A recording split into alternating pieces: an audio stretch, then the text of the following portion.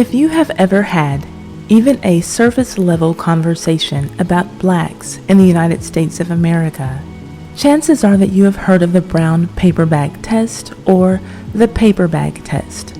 Briefly, in case you haven't heard of it, the brown paper bag test is an early 1900s discriminatory practice that blacks used against other blacks, in which an individual's skin tone is compared to the color of a brown paper bag. One was set to pass the test by having a skin tone that matched the hue of the paper bag or was lighter than the paper bag. What did passing the test mean? Access to privileges. Those privileges could be anything from gaining membership to sororities, fraternities, and other social clubs, or gaining admission to schools and even churches. Definitely not an example of black people at our finest hour. But today, I want to discuss the black and partially black people who opened the door that allowed the paper bag test to become a reality. The lighter black Americans who used the brown paper bag test as a tactic to distance themselves from darker black Americans actually had a predecessor group of light-complexioned blacks, biracials, mulattoes, quadroons, and octoroons who prided themselves on their proximity to whiteness and saw dark-complexioned blacks as inferior. The pre-brown paper bag testing group was called the Blue Vein Society. As their name suggests, they delighted in having skin that was so white that their blue veins could be seen through it. And they wanted absolutely nothing to do with other blacks whose veins were concealed by their dark skin. And they went out of their ways to make their disdain for those dark-skinned blacks to be made public. Let's get into it. So, what exactly was the Blue Vein Society? The Blue Vein Society was a loosely organized organization that aimed to identify who was white enough to be considered the upper echelon of blacks. If your skin was so dark that you couldn't see blue veins through it, you were not considered for membership. Their hierarchy held white people at the top, in first place. In a very close second place were the members of the Blue Vein Society themselves, light-skinned black people and people who, because of the one-drop rule at that time, were considered black. People who would have been classified as biracials, mulattoes, quadroons, and octoroons. And then finally, at a very distant third place, were dark-skinned blacks, who the members of the Blue Vein Society felt were inferior in every way. For the sake of context, it is very important to add that the earliest mention that I can find of a Blue Vein Society is in a newspaper article from 1873. That means that less than 10 years after slavery was abolished in the United States, black people and people who were considered black immediately started discriminating against dark-skinned black people. The highest priority items were not establishing freedom or equality for themselves, or establishing some way to gain access to money or land or laws that will protect them. No, simply first establishing that we blue veins are better than you darkies was enough. Their top priority was lightness and proximity to whiteness. The irony is that while Blue Vein Society members were busy distancing themselves from dark-skinned blacks in the hopes to attain adjacency to their pure white counterparts, the white people of that era were shooing them off, wanting nothing to do with dark-skinned or light-skinned blacks, and being equally amused and offended at the notion that light-skinned blacks dare compare themselves to white people. But for the most part, the blacks of that time fully bought into what members of the Blue Vein Society believed. In a nutshell, the lighter, the better. So here the nation was, literally just a few years after the Emancipation Proclamation, White communities were trying to keep black people, both light and dark, away from them, and lighter black people tried to keep darker black people away from them. Light skin was a privilege that they wanted to keep, and they were ruthless and intentional in their efforts to establish their hierarchy, whether it was in their homes, at work, at school, and yes, even at church. The Blue Vein Society was relentless. Here are a few specific examples from newspapers from 1911, 1893, and 1896. I will just read all of the stories and sprinkle in a little commentary.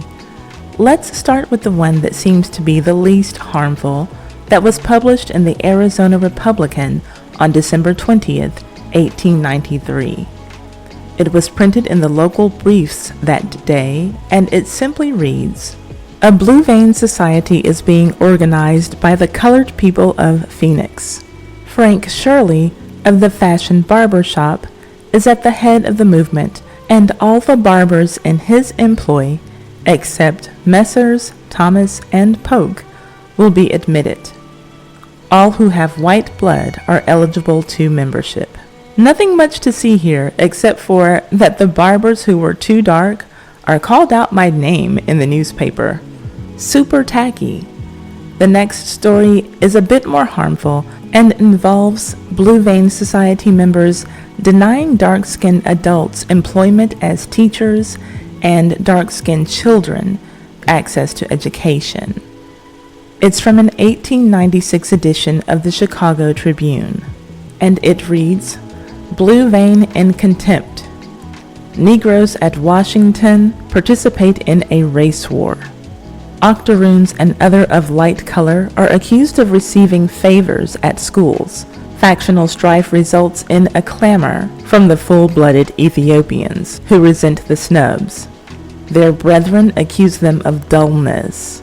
And by dullness, this writer is referring to dim-wittedness or brainlessness. And I think it very odd that the writer refers to them as full-blooded Ethiopians. Let me know your thoughts about that. Anyway, back to the article. Washington, D.C., May 1st. A peculiar race war is going on here in Washington, which has broken out with unusual virulence. It is nothing more or less than a fight between two factions of colored people representing the pure blacks and those of lighter skins.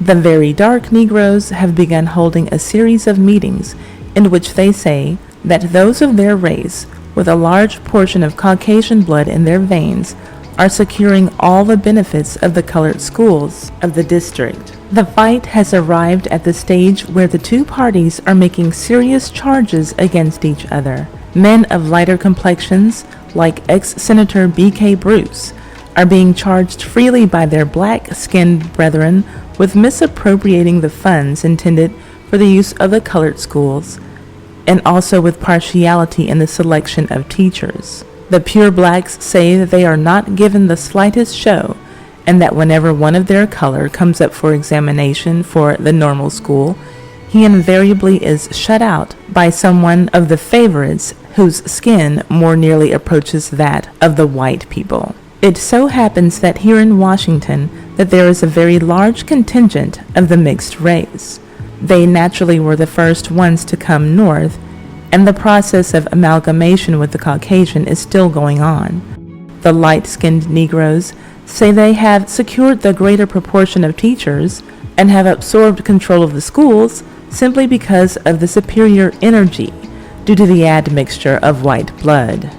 They deny that there has been any favoritism and say that the light-skinned boys and girls learn much more rapidly than those of pure Negro blood, and hence they stand better in the examinations and are accordingly selected as teachers.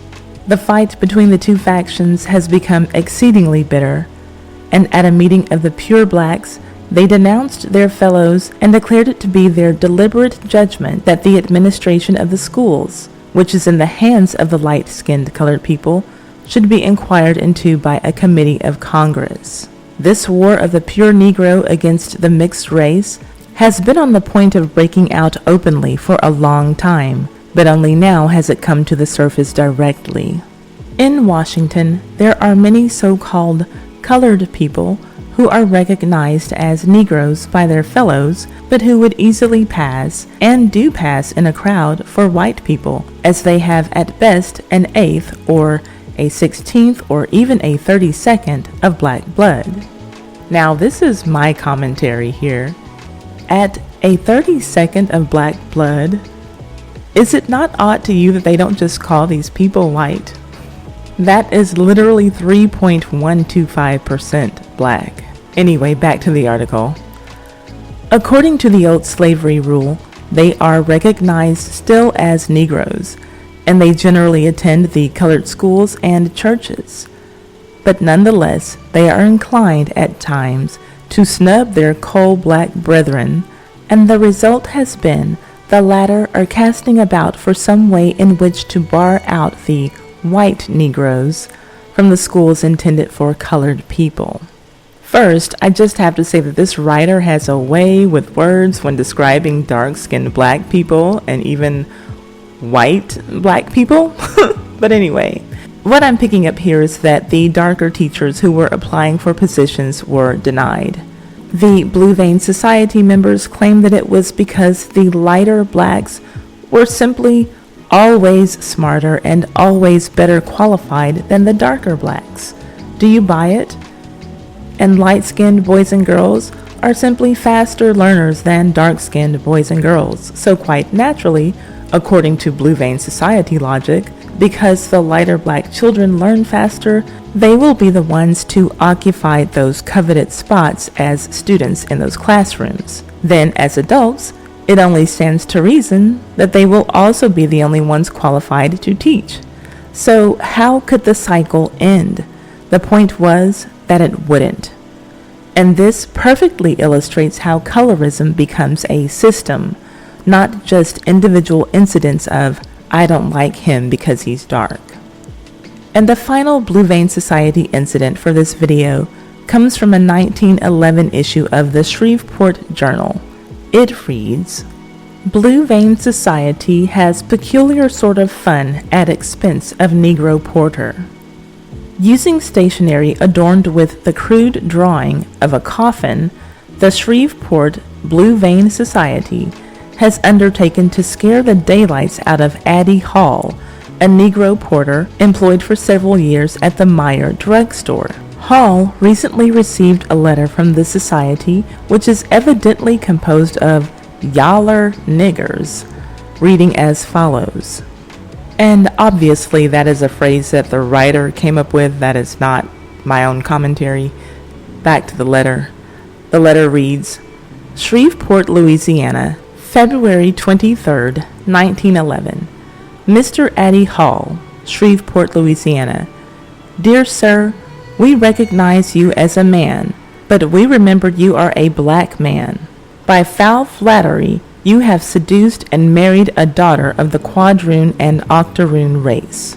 We are content with our own kind, but you, a black man, not content with your own Owski women, must come and take advantage of the chance yet allowed you of taking and pulling down one of ours. However, this will not be possible in a few years. Yet, what you have done is done, and now you must pay the penalty. Leave Shreveport at once, or prepare to die soon. Beware. Shreveport Blue Vein Society, members 7 times 7 plus 1 plus 13. That is their letter. Back to the article.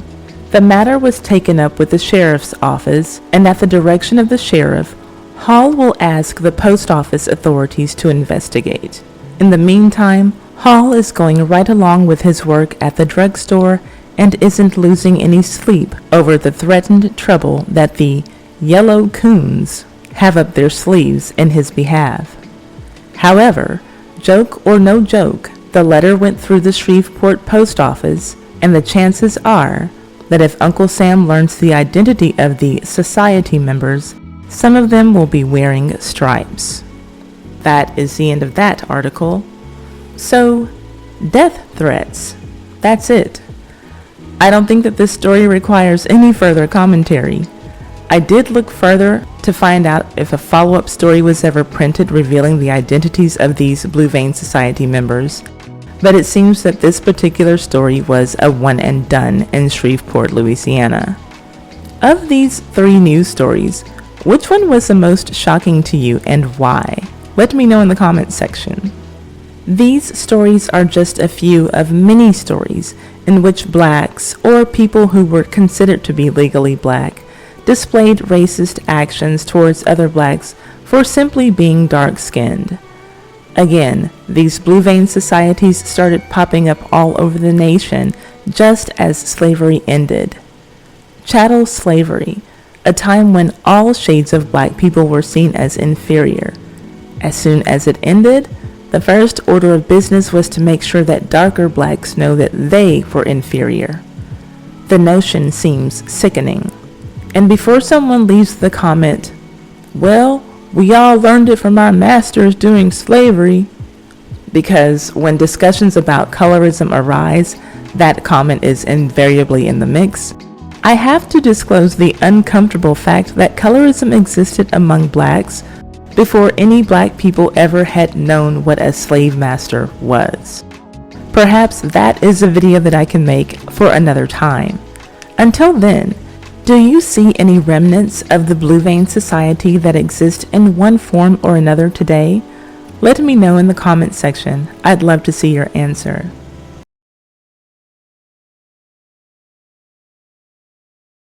Knowing whatever little or a lot you have heard about the NAACP, these headlines shouldn't be shocking at all. But what if I told you that in 1964, members of the NAACP dressed up as members of the KKK? You know, the white supremacist organization?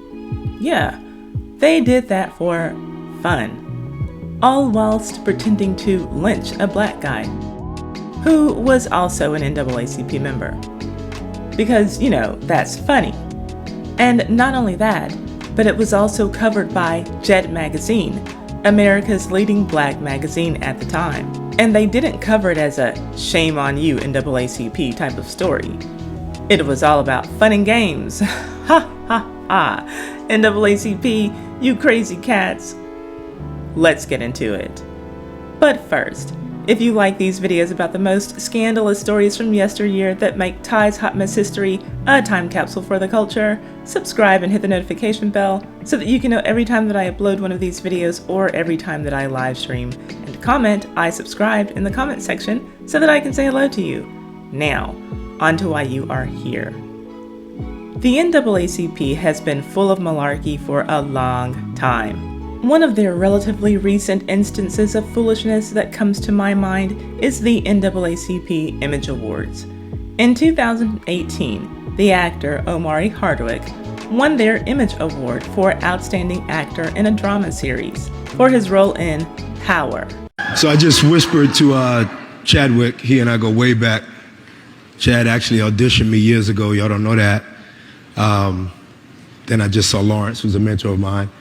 This room is amazing, you know, it's amazing, and it's a great way to service Dr. King today. I'm so humbled. I am extremely humbled. I'm humbled that Dr. King kind of taught us all how to dream, and so I'll symbolically use this, as you perfectly coined, as the torch to continue to carry this baton. Thank you, guys.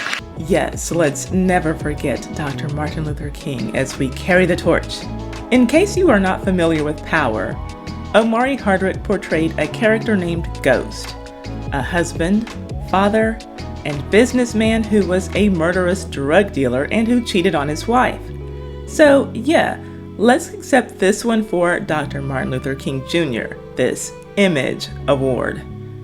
Now, race shouldn't matter when it comes to love, but since we're talking about the National Association for the Advancement of Colored People, it's worth mentioning that this character, Ghost, cheated on his wife, a colored person, with a woman who was a lot less colored. No, I don't refer to black people as colored, but clearly the NAACP does, or they would have changed their name of their organization a long time ago. Yet I can only imagine the headlines of outrage from the NAACP if some white politician referred to his black constituents as colored, or if some white person said that about some black person in general.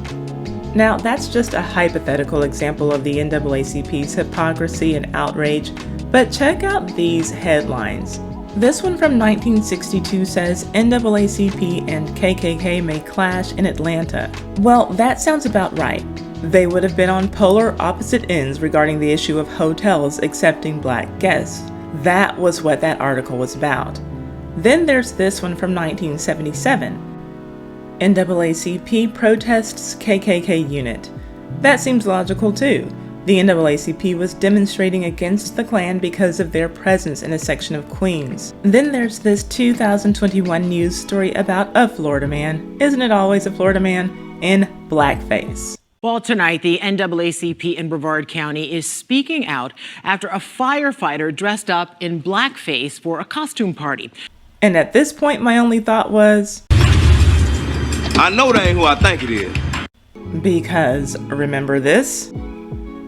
Everyone in this photo is black and all of them are members of the NAACP in 1964. Now maybe you're thinking, Ty, you can't hold these people accountable for things that the NAACP were protesting before and after this photo was taken. Okay, then keep in mind that it's 1964, as in the Civil Rights Act of 1964, so you can be sure that the NAACP was running around complaining about white supremacy and its threat to black men in that year. As a matter of fact, in that very same issue of Jet magazine, where this hilarious KKK photo appears, there's a story about the NAACP supporting hospital desegregation in North Carolina, and there's another story about the NAACP winning an injunction to desegregate schools in Mississippi. So suffice it to say, all three of these black NAACP members should have known that these costumes were in poor taste and extremely hypocritical coming from them of all people.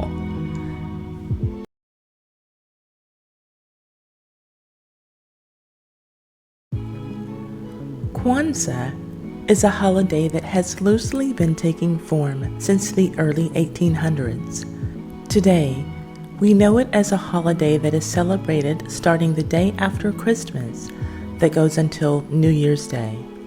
Well, during slavery in the United States, the period from Christmas Day to New Year's Day was often given as a rest period and a time of celebration for enslaved people since roughly 1812. Add in some African principles developed by Marcus Garvey 100 years later, and some more detailed shaping up of ideas made by some people in the 1960s, and you get what Kwanzaa has evolved into today. Now let me be clear, this video is not a hit piece on Kwanzaa.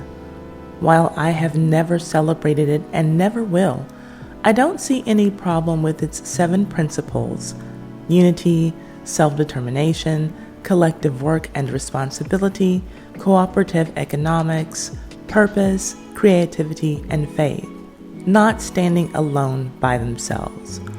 All of those things seem harmless enough, even possibly good. But what doesn't seem to be harmless or good is the man whose name is most widely recognized as being the founder of Kwanzaa, Maulana Karenga. Is that his name or his alias? I mean, isn't that what criminals use? After all, he was born Ronald McKinley Everett. If you Google his name, you'll see that Wikipedia says that he is best known as the creator of Kwanzaa. You'll also see that his criminal status is paroled. And that has something to do with why I think that he should be known as someone more than the founding father of Kwanzaa.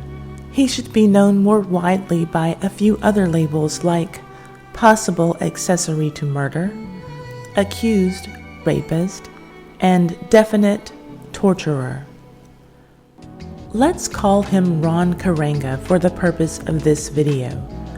We know that he is and often considered the founder of Kwanzaa. He is also a professor of African American Studies. He is also an author and is still called an activist. And it was in his twisted, perverted activism where his most heinous crimes were committed in the 1960s and 70s. He doesn't do interviews with mainstream media. He seems to carefully pick the people and organizations with whom he will sit for interviews. And not surprisingly, the results of those interviews are fluff pieces that praise his work as the founder of Kwanzaa and as an educator. But here are the things that I think Ron Karenga doesn't want to discuss in interviews. Murders of 2 members of the Black Panthers committed by his Black Power organization, and his own physical and sexual torturing of 2 women who were in his organization. First, the murders in which he was closely involved. This won't take long. We'll get to what he did to those women next because there was a lot more information available on that situation. On January 17, 1969, on the UCLA campus, a meeting took place to determine who the Black Student Union would appoint as its director. There were 2 competing factions, one led by the Black Panthers, specifically Al Prentice, Bunchy Carter, and John Huggins, and the other was headed by US, Ron Karenga's group, US, that stands for United Slaves. Very empowering, right? According to Ron Karenga, United Slaves' mission was to revive African culture because that was the salvation of American blacks.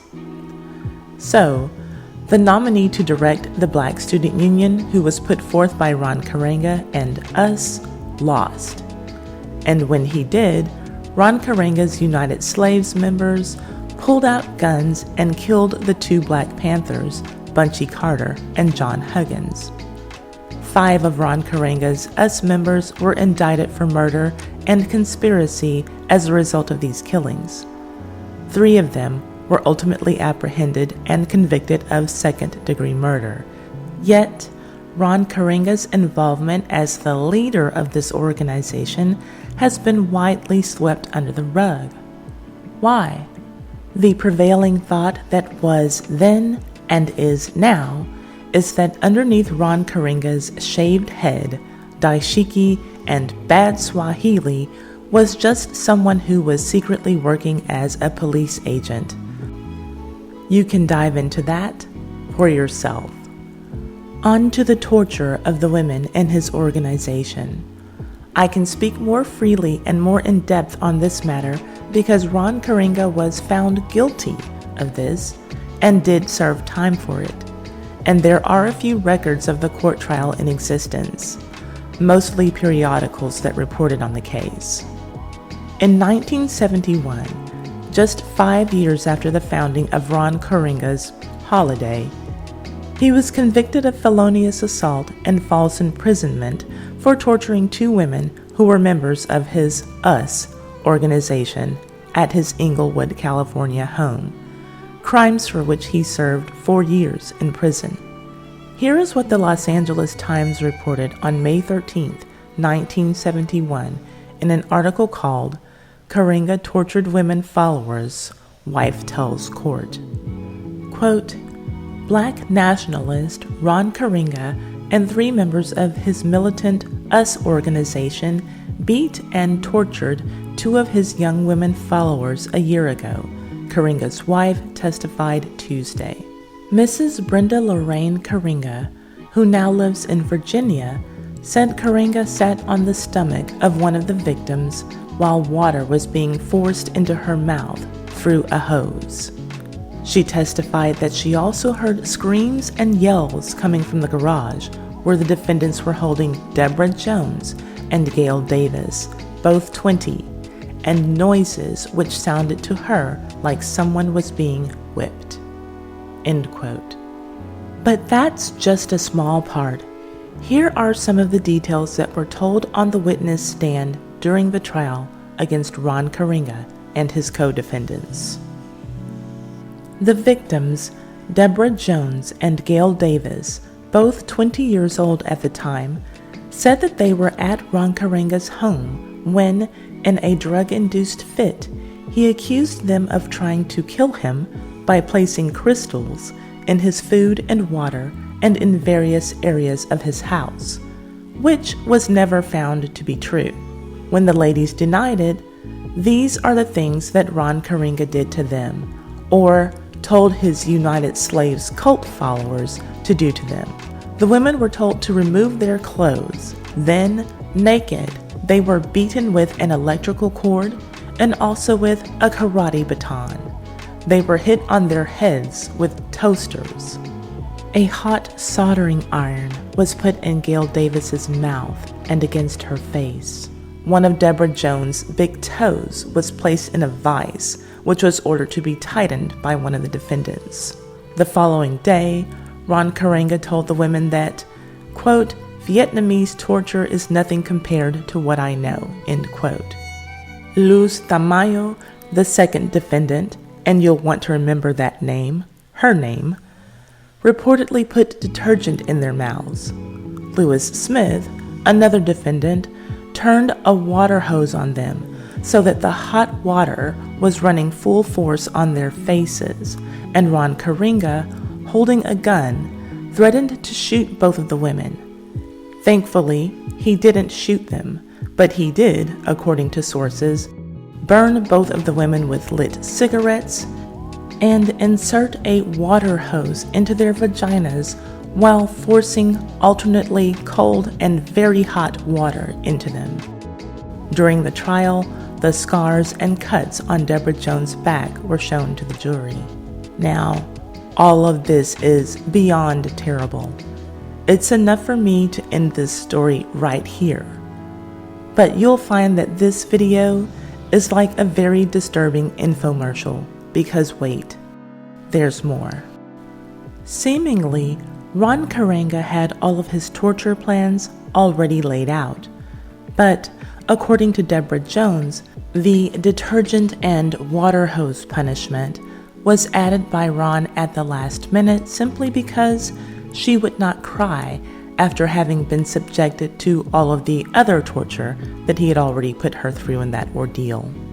After all of the testimony and evidence was presented, Ron Karenga was convicted on 2 counts of felonious assault and 1 count of false imprisonment.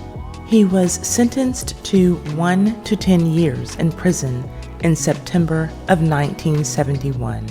The sentencing judge read a psychiatrist's report into the record.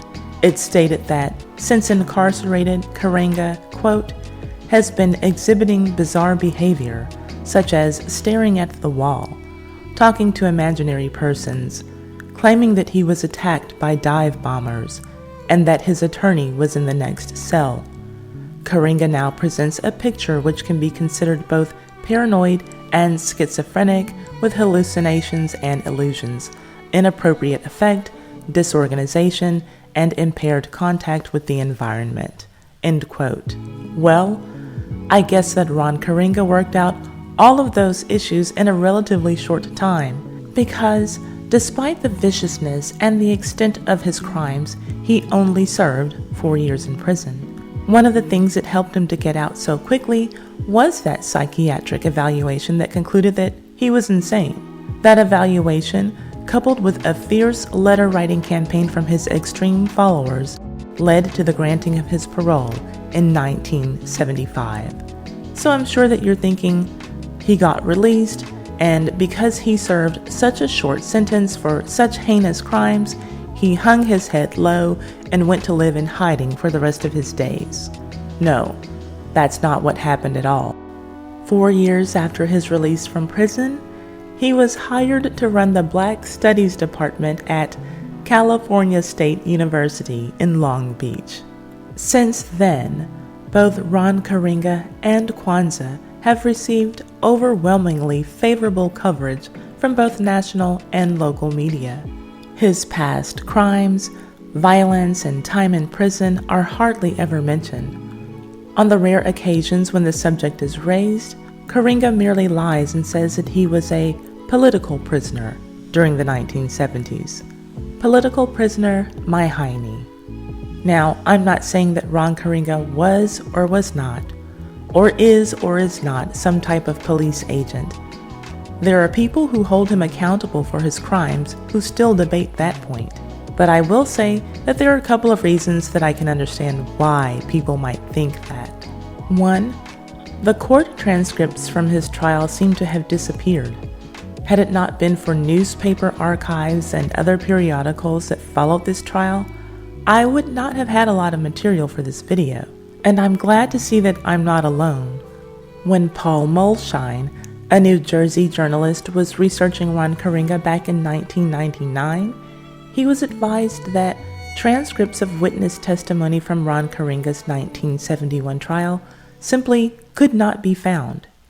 He, like I, was forced to rely on newspaper reports. And number 2, the other thing that makes me understand why people think that Ron Karenga is an agent is his personal prisoner-to-professor pipeline. The fact that he went from being a prisoner to being a college professor is odd. That is an unlikely upward move to be made by a felon of any race. I truly don't have a stance or a concern on his status as a police agent, but I understand the suspicions that many people do have. Take a look at this Jet magazine from June 3rd, 1971. There is a story about Ron Karenga's trial. Not a lot stands out as different from the other sources that I have used, but this article lists the names of Ron Karenga's co-defendants. That part reads, quote, Karenga and 3 others, Fred A. Seifu Glover and Louis Seydu Smith, both 19, and Luz Maria Tamayo, 23, are all charged with multiple counts of conspiracy and felonious assault in the beating of Deborah Jones and Gail Davis, both 20, end quote. Now, if you read a lot of the material that you can find regarding the torture of these 2 women, you'll be led to believe that Ron Karenga's wife, who testified against him, Brenda Lorraine Karenga, was helping him abuse those young women. Several sources are vague and just say things like, Karenga and his wife were charged with assault, or his wife helped him torture 2 women. Things along those lines. Well, it is true that Ron Karenga and his wife assaulted Gail Davis and Deborah Jones, but it was his current wife who helped him to torture those women. But wait, there's more.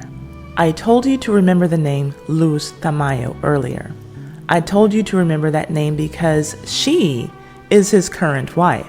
She is the same Luz Maria Tamayo mentioned in this 1971 Jet article as Ron Karenga's co-defendant. The same woman who was mentioned in the 1971 Los Angeles Times report earlier only as Luz Tamayo. Most sources that say anything about their marriage, the marriage between Ron and Tamayo, that is, say that the couple was married in 1970, which is only interesting because the news articles about the trial all show that he is still clearly married to Brenda Lorraine Karenga in 1971, hence her having to waive her right to refuse to testify against her husband, per the beginning of the Jet magazine article, which starts off saying, waiving her right to refuse to testify against her husband, Mrs. Brenda Lorraine Karenga, and of course it goes on. Maybe so very many sources say that Karenga married Tamayo in 1970 by accident. Maybe they all got it wrong on purpose. Maybe it's all just a huge coincidence. Or maybe he made some type of unlawful commitment to her after they bonded over torturing 2 women, even though he was already married. He has been accused of being a polygamist by 2 people who were once very close to him, so this idea is not far-fetched, but we'll get to that later. Right now, let's get into the fact that the pro-black man who created a pro-black holiday is now married to a woman who presents as a non-black Latina, the same woman who helped him to savagely torture 2 black women. If you're wondering why any of this matters, See what Dr. John Henrik Clark had to say about Ron Karenga. Dr. John Henrik Clark was a professor and pioneer in Pan-African studies starting in the 1960s, and he was a contemporary of Ron Karenga's. He's also had some pretty harsh words for Louis Farrakhan, but that's another story. According to Dr. Clark, Ron Karenga, quote, has not atoned for the way he treated black women. The women he mistreated and mutilated were dark in complexion. The women in his harem are light in complexion. The number one woman is a Mexican in what seems to be an Afro wig. End quote. Does that sound like it could be a description of this person? Dr. Clark went on to say, quote, he not only has a color problem, he's got an ego problem too. When he travels, he rarely lives in the black community, end quote. Isn't that an odd thing to hear about a man who has made a living off of being pro-black? Now, colorism wasn't a word that people were throwing around at that time, but it sounds like that is exactly what Dr. Clark is suggesting that Ron Karenga is. A colorist who places no value on dark-skinned black women, which is why he brutally abused them and didn't think twice about it. Is that what you are hearing? Please answer in the comments section. I'd love to see your thoughts. But let's get back to this part from Dr. Clark. The number one woman is a Mexican in what seems to be an Afro wig. The woman who Dr. Clark was calling a Mexican in an Afro wig all of those decades ago was Luz Maria Tamayo, when she went to prison for torturing 2 black women. Today, she proudly stands as Ron Karenga's wife, Tia Moyo Karenga. Do you see how her last name became her first name and she made a slight change to it? Now it's almost impossible to link Tia Moyo Karenga to the horrible crimes that Luz Maria Tamayo committed in 1970. Her new alter ego is reminiscent of Rachel Dolezal, if Rachel Dolezal were a vicious, disgusting woman beater. But if you take a look at Tia Moyo Karenga's bio on blackpast.org, one of the ironic facts about her that you will see is this, quote, deeply concerned with women issues, she is also a member of the International Black Women's Congress and the National Council of Negro Women, end quote. Now, I have only told you how Tia Moyo presents to me as a non-black Latina. But the document called Extent of Subversion in the New Left, Testimony of Robert J. Toms, a source that documents some actual congressional hearings from 1970, gives a description of her once the parties at the hearing were able to figure out just who the heck she was because of all of her names. Ron Karenga and his United Slaves cult is one of many subjects discussed in these hearings, and this is how his wife, then co-defendant, is described. Mr. Tarabochia says, also, he had a girl interpreter by the name of Tamaya Tia Moya. Are these 2 individuals still active with Ron Karenga at present? Mr. Toms says, yes, they are. Tia Moya Tamayo is known to us as Maria Luz Tamayo, a female Caucasian who resides in Los Angeles and is Ron Karenga's secretary. Well, give it up for her, because she has come a mighty long way from whipping naked black women and pouring detergent down their throats, to now being deeply concerned with women's issues and a member of black women's organizations. And give it up to Dr. Clark. This is why he kept referring to her as a Mexican in an Afro wig. He traveled extensively with Ron Karenga and Tamayo, and he wanted the world to know what he was seeing. She and Ron Karenga, the wonderful Wizard of Kwanzaa, sound like a perfect match made in hell. And while we're on this document, I just want to quickly point out 2 more things. At this hearing, they really were trying to figure out just who the heck Tia Moyo was. See here, quote, Tia Moya Tamayo is unknown to this department unless she is Luz Maria Tamayo, shown next to Karinga in the photographs, end quote. And it's still just as hard today to put all of her names together and know that the person who was a torturer back in 1970 is a black woman and black woman's activist in 2021. And in case you're wondering, yes, every time that I say Tia Moya Tamayo, I am also thinking of Tia and Tamara.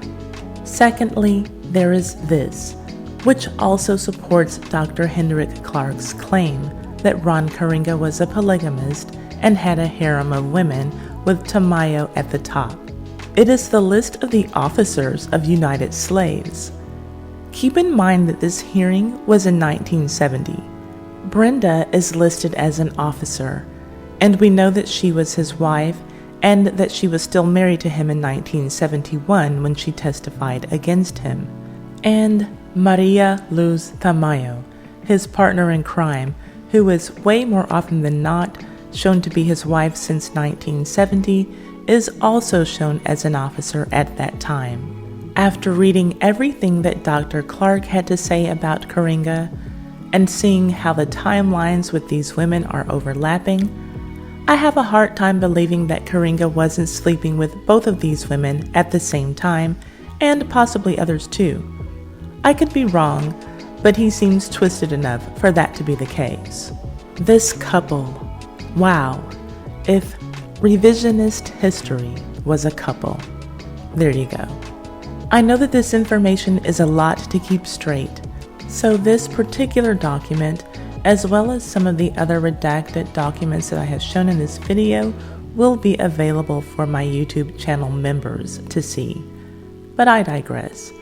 If Dr. Clark's information isn't sufficient for you as proof that Ron Karenga is completely unfit for leadership, perhaps the words of Wesley Kabila will suffice. He is the man who was assigned to Ron Karenga's personal security for years. In an open letter about Ron Karenga, he maintains that Karenga was not only responsible for the torture of those two women who were in his United Slaves organization, but that it was part of an ongoing pattern over the years. And even though every source that I have cited so far says that the torture of Deborah Jones and Gail Davis lasted for 2 days, Wesley Kabila, who was up close and personal with Ron Karenga, says that those two women were in fact tortured for upwards of 3 weeks. I will not read his entire letter to you, but here are parts of what he wrote. Quote, I feel, however, that it is equally important that Dr. Karenga be open and honest about the demise of the US organization, 1969 through 1971. For too long now, he has incorrectly asserted that members of the organization left him and that his jail time was served for trumped-up charges. It is my opinion that one of the reasons it remains believable that Dr. Karenga is a police agent in some circles is because he has been dishonest about his involvement in the torture of 2 sisters, for which he served 4 years, and his current wife, Tia Moyo, served a stint also. I wish to state here unequivocally that he and his wife not only tortured these 2 sisters for over a period of 3 weeks, but also directed 2 young brothers in the torture. Prior to this period of torture, he also locked up his first wife, Haiba, in a tiger cage that was housed in the garage of a home he leased in Inglewood, California. Dr. Karenga also hit on wives of some of his closest confidants, and I personally know of one sister who is writing a book in which she asserts that he attempted to rape her. In fact, there are those I've talked to personally that state this behavior started in the Afro-American Association, which predated the US organization of 1965, when then Ron Karenga had an affair with his vice chair's wife. He owes an apology and release to the sister he tortured and to her family, which was threatened if she broke silence about her true torturer." End quote. That last sentence again. He owes an apology and release to the sister he tortured and to her family, which was threatened if she broke her silence about her true torturer. So we know that the two women who Ron Karenga and his wife tortured were Deborah Jones and Gail Davis. Perhaps you've noticed that all of the victim testimony that has been mentioned up to this point has come from Deborah Jones. Well, Gail Davis was the one who had the hot soldering iron placed in her mouth. It was for this reason that I incorrectly presumed that she did not give testimony because she physically was not able to due to the condition of her mouth. But it turns out that Ron Karenga's personal security, Wesley Kabila, has made it clear in his open letter that Gail Davis didn't testify against Ron Karenga and his cult because he threatened her and the safety of her family. And just so you know, the part about Ron Karenga locking his first wife in a tiger cage in his garage, that is in reference to the wife who testified against him during the trial. In this video, she has been called Brenda Lorraine Karenga. I can only guess that Haiba is a name that Ron Karenga gave her when he formed United Slaves, maybe some fake Swahili name. I could go on about how Ron Karenga likely has a God complex, as is evidenced by the name that he gave himself and has people to call him today, Maulana, which he has taught his followers means master teacher. And that is one translation for that word. But in Arabic, Maulana isn't a name at all. It is a title that is reserved for God. And I am 99.9% sure that Ron Karenga really gets off on people calling him God. It is strange to me that a man who was such a degenerate and hypocrite could gain so many devout followers. I have to believe that some of them don't know about his dark past. But I have to believe that some of his followers do know. Do they? Will they all think that he is above reproach? Is he held in such high esteem, or is he perhaps too old or too inconsequential for any criticism of him to matter? I don't speak Swahili or Arabic, so I don't have the word for it in either of those languages. But based on my research, he is what my father would call, how do you say in English? A jive-ass Negro. That's it. But maybe you disagree. Is Karenga a jive-ass Negro, or do you think that it is proper and just for Ron Karenga to be rolled out at the end of every year and propped up as some type of great black hero and role model for taking the credit for inventing Kwanzaa? I'm curious. Please leave your comments below. If you believe that he deserves criticism, please share this video so that the stories of his crimes will not be reduced to or dismissed as white supremacist myth. If you are a black woman who chooses to follow the teachings of Ron Karenga, I urge you to think again and face the reality that the freedom dreams of some black men do not include free black women, and Ron Karenga is one of those black men. Well, there you have it. Ron Karenga, the founder of Kwanzaa, and also the author of the mission statement of the Million Man March, which had at its foundation the call for atonement, to my knowledge, hasn't atoned for his role in the murders of 2 black men, nor to my knowledge has he atoned for his brutal torturing of 2 black women who followed him. Instead, he said that people who didn't believe in his innocence in those attacks turned their backs on him. Ron Karenga is the manifestation of not adhering to one's own moral compass. Again, this is not a hit piece on Kwanzaa, but speaking for myself as someone who never celebrated Kwanzaa, knowing what I know about its founder, I certainly never will.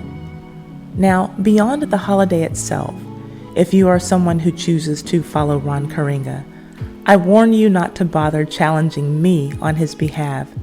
I don't care about him, and I will only mock you. I challenge you to hold him accountable. You should demand an apology from him for making a fool out of you and destroying your credibility when you defend him. You should demand an apology for his role in the killings of 2 Black Panthers. You should demand an apology for his torturing of 2 Black women. I'd like to thank my sister, Chandra, for giving me the idea for this story and helping me with a few sources. I used to hate that Mom and Dad would leave me at home with you and Shannon during the summers because you would make me read the dictionary and you'd give me tough writing assignments. This was no different.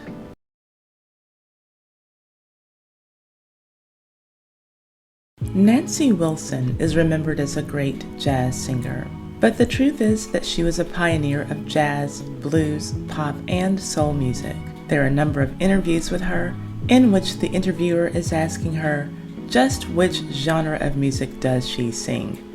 And Nancy Wilson never allowed herself to be put in a box and told what she needed to do or how she needed to label herself as far as her career was concerned. No one could tell her what she needed to do when it came to making decisions.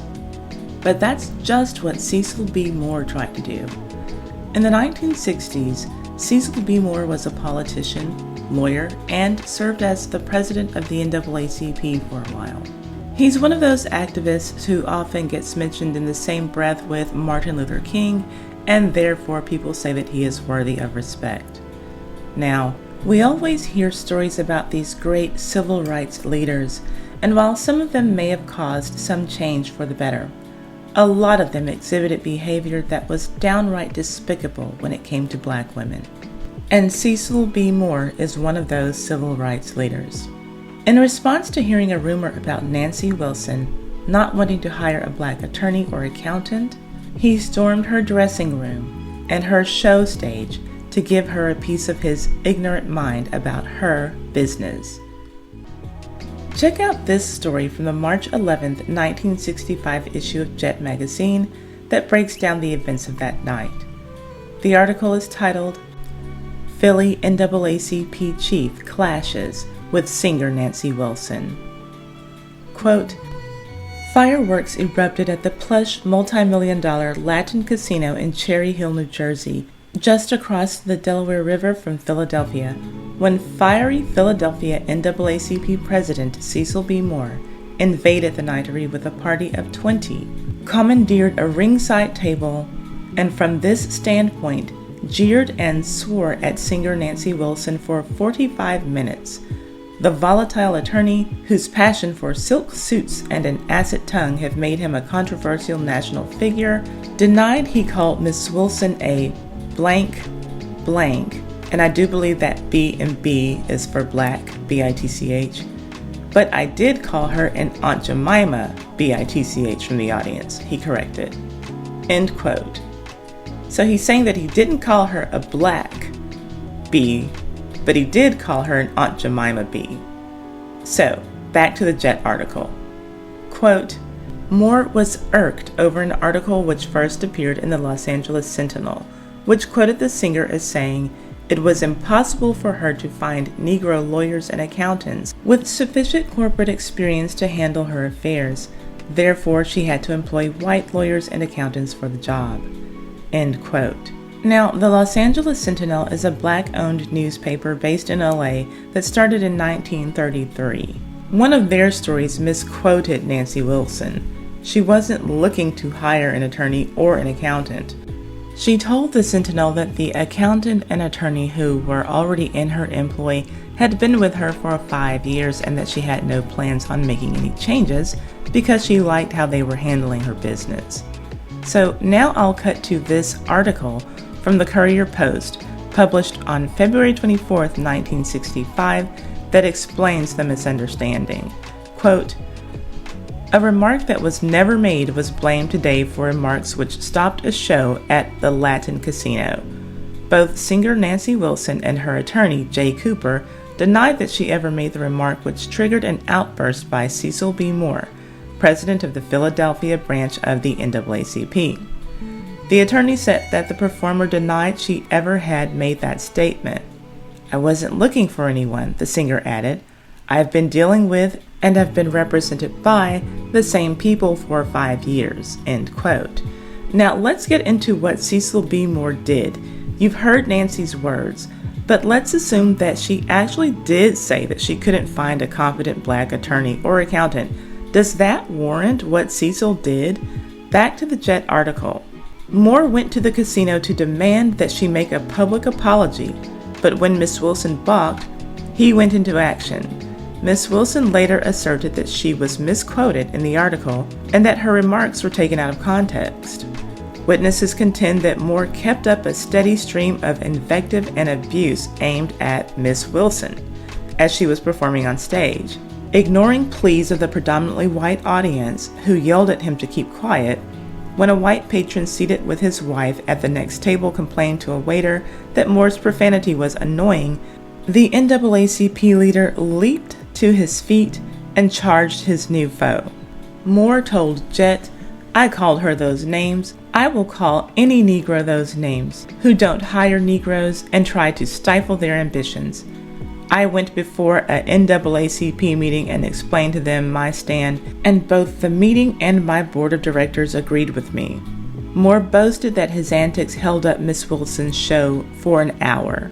Moore remarked that her firing of Negro personal manager John Levy illustrates the contempt she has for Negroes, and if she wants Negroes to continue buying her records, she'd better prostrate herself. Wow, he really came there to put her in her place.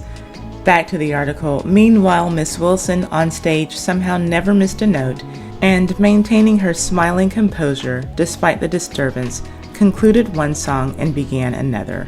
"Please send me someone to love." Cecil B. Moore did tell Jet, "My only regret is cursing her, although she deserved it." Now, keep in mind that Jet only reported what Cecil Moore did while Nancy Wilson was on stage. It's the Courier Post that reported that he had charged into her dressing room before trying to ruin her show.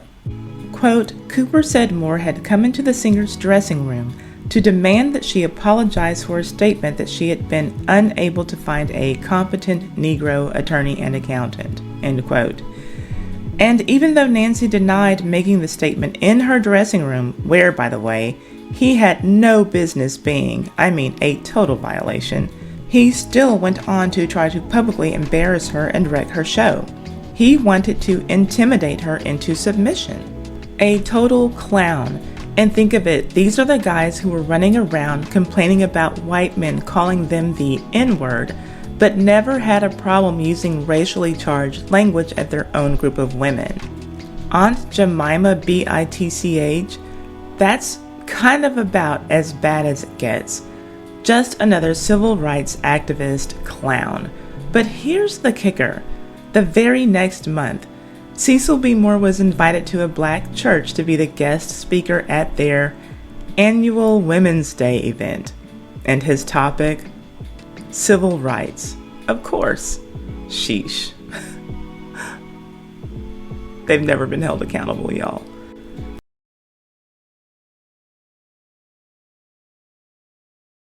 Hey everybody, this one is going to be super informal. I have been watching so many YouTubers review the Real Housewives of Potomac reunion and expressing their disappointment at Giselle Bryant, a cast member who many see as colorist. Viewers have expressed a lot of surprise and disappointment at the amount of vitriol that she seems to have for a fellow cast member, Dr. Wendy Osefo, who is a dark-skinned woman.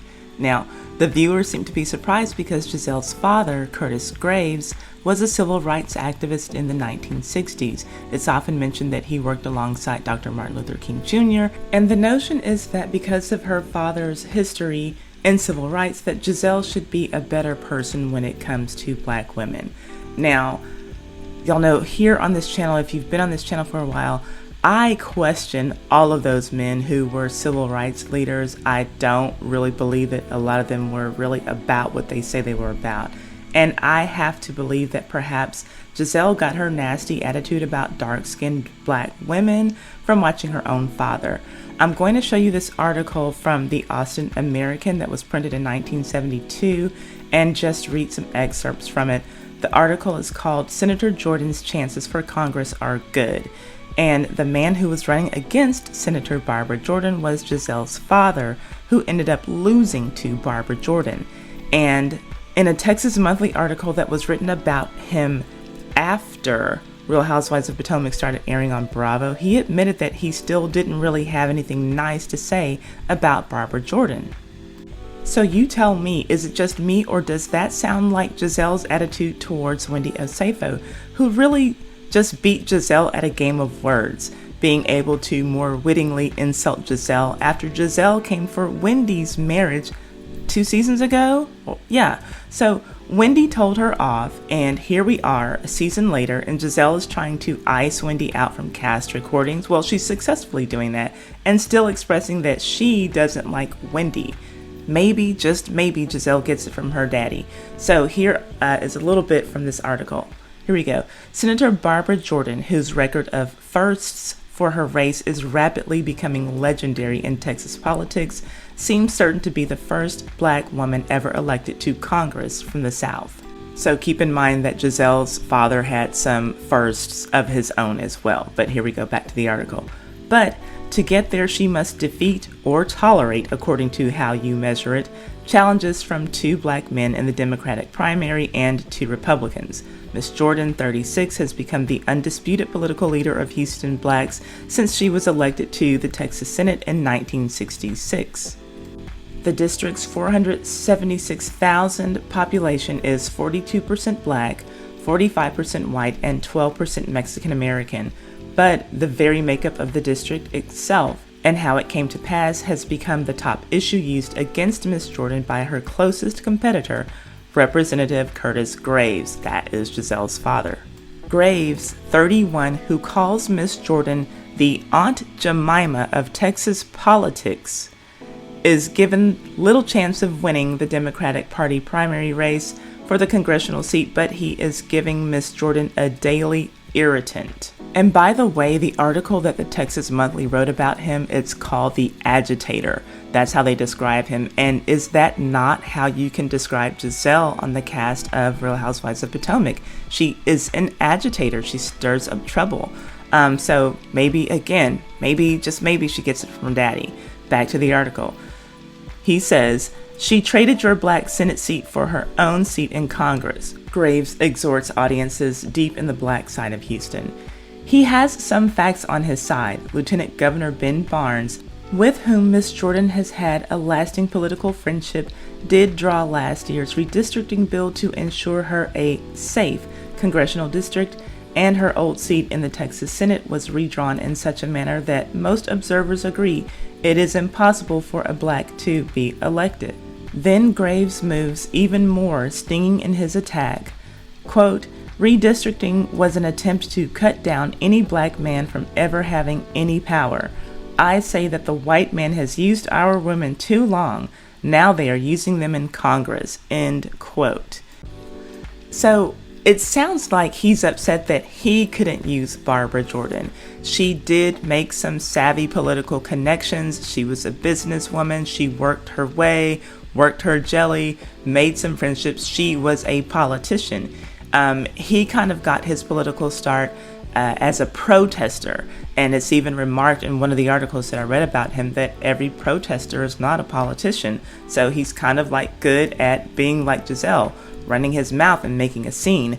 There's obviously more to the article, but the words of Curtis Graves sound to me like the words of a man who is bitter about being bested by a woman who could play his game better than he did.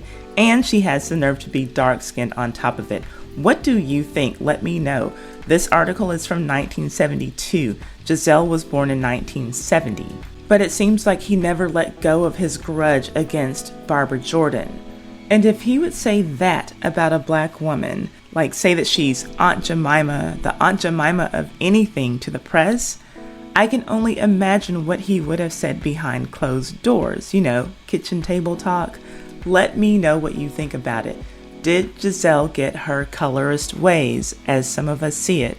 Did she get that from her father? Despite the fact that a lot of people say that because her father was this civil rights activist, that she ought to know better.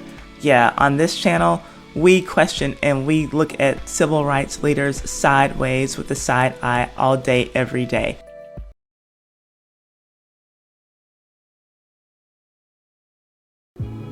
This month in 1979, Jet magazine featured this weirdo in its entertainment section. He is not a celebrity, though he was trying to be. Nor is he a politician or anyone of significant historical importance. He was just a plain old everyday civilian like you and I, who got himself involved in some hot mess. Well, maybe he wasn't like you and I. I'll read the story, sprinkle in my commentary, and you can decide if he was like you.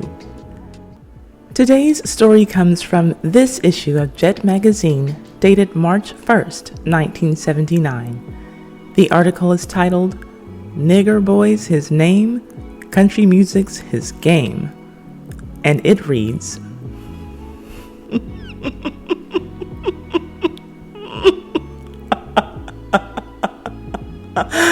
oh God.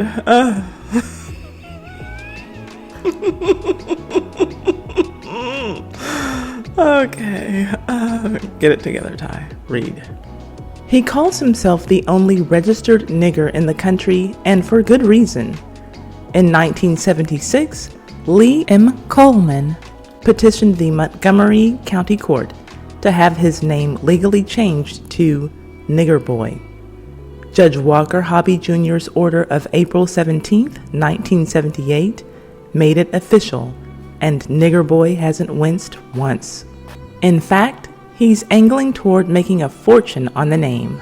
Born in Fonsdale, Alabama, NB moved to Los Angeles a few weeks ago to pursue his country and western singing career and his comedy impressionist act. He legally changed his name after he kept getting turned down for singing jobs in white Alabama clubs. Quote, "I'd be told, 'Oh, nigger, you can't sing,' so much that I decided to tell some of the club owners that my name was Nigger Boy. They got a kick out of it, so I decided to change my name legally." End quote. A divorced bachelor, 32-year-old boy, was asked what would happen if he remarried and had children. Quote, "Well," he mused in a slight Alabama twang, "I guess I just have a lot of little niggers running around." End quote. So much to unpack here. Firstly, I am going to have to call him NB or Mr. Boy for the duration of this video because, what the heck, right? I can only imagine that April 17th, 1978 was the proudest day of NB's life. In case you forgot, that was the day that the judge signed the decree to make his name change official. Can't you just see him now? Couldn't sleep the night before like a child on Christmas Eve because he knows that tomorrow his biggest N-word dream is coming true. I imagine that he laid out his best N-word suit and his shiniest N-word shoes for his day in court. And when he stepped out of that courthouse, he went to celebrate at his favorite restaurant, ordering the biggest N-word meal on the menu. Now, as far as this fortune that he was planning on making with his new name, I just want to ask you, have you bought or seen any of Mr. Boy's country hits? Do you have Nigger Boy on vinyl, 8-track, or cassette? No? Well, maybe you didn't learn about the greatness that is N-word Boy until the 90s, and you have his hits on CD. Or maybe you're too new age for all of that, and you have your favorite NB songs on your Spotify country playlist. Just please let me know in the comment section how you are listening to good old NB, and tell me the name of your favorite song by him. Because I searched, and frankly, I didn't see any of his music, and I'm almost sure that this search put me on some type of hate crime watch list. Great. All that I wanted was to hear some awesome country tunes, but you all know that I have to dig deep to bring y'all the facts, so that's the price I have to pay. Now, let's get this straight. Mr. Charlie No Pride took his no self-respect having tale to the Alabama clubs to sing, only to be turned away and called the N-word. And his thought process, I'll beat them at their own game. I'll really show them. Another question. Is anyone surprised that he's divorced? And his thoughts on having kids? Remember? Well, I guess I just have a lot of little niggers running around. Oh, Lord, I gotta stop myself. Look, Jack and Annie, your name is Nigger Boy. So you'd have lots of boys running around because your last name is Boy. Unless he was also planning on doing the George Foreman thing, but I just don't think that NB was thinking that far ahead. I think that he's just a weirdo who's way too fond of the N-word. And just for the record, Jet Magazine did publish NB's full Social Security card and Social Security number, unredacted, as well as his driver's license with his full address. But I have intentionally left the numbers off so that none of you will try to participate in the theft of Mr. Boy's ID. I'm sure that it's a tempting thought because he must be loaded after making all of those country hits since 1978, right? And just in case I'm wrong about that, I also left off his address from his driver's license because a small part of me feels like he might be living at that same address and not in a mansion in Bel Air because, remember, he was going to become rich and famous.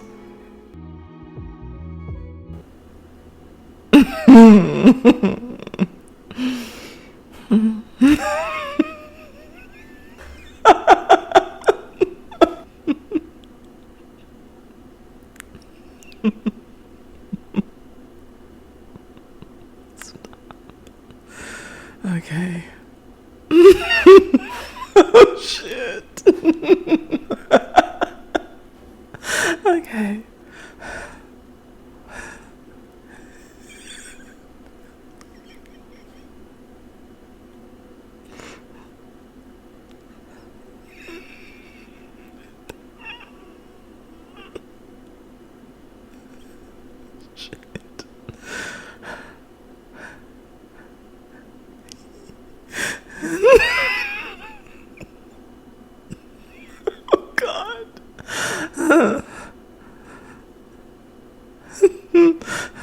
Read.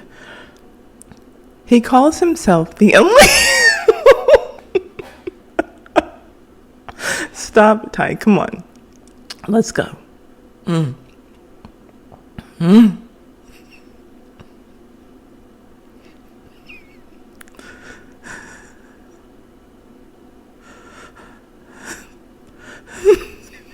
Stop it. Okay, go. Go, read. He calls himself the only registered Negro. Stop it. Okay, just go. Stop. You gotta go. Go.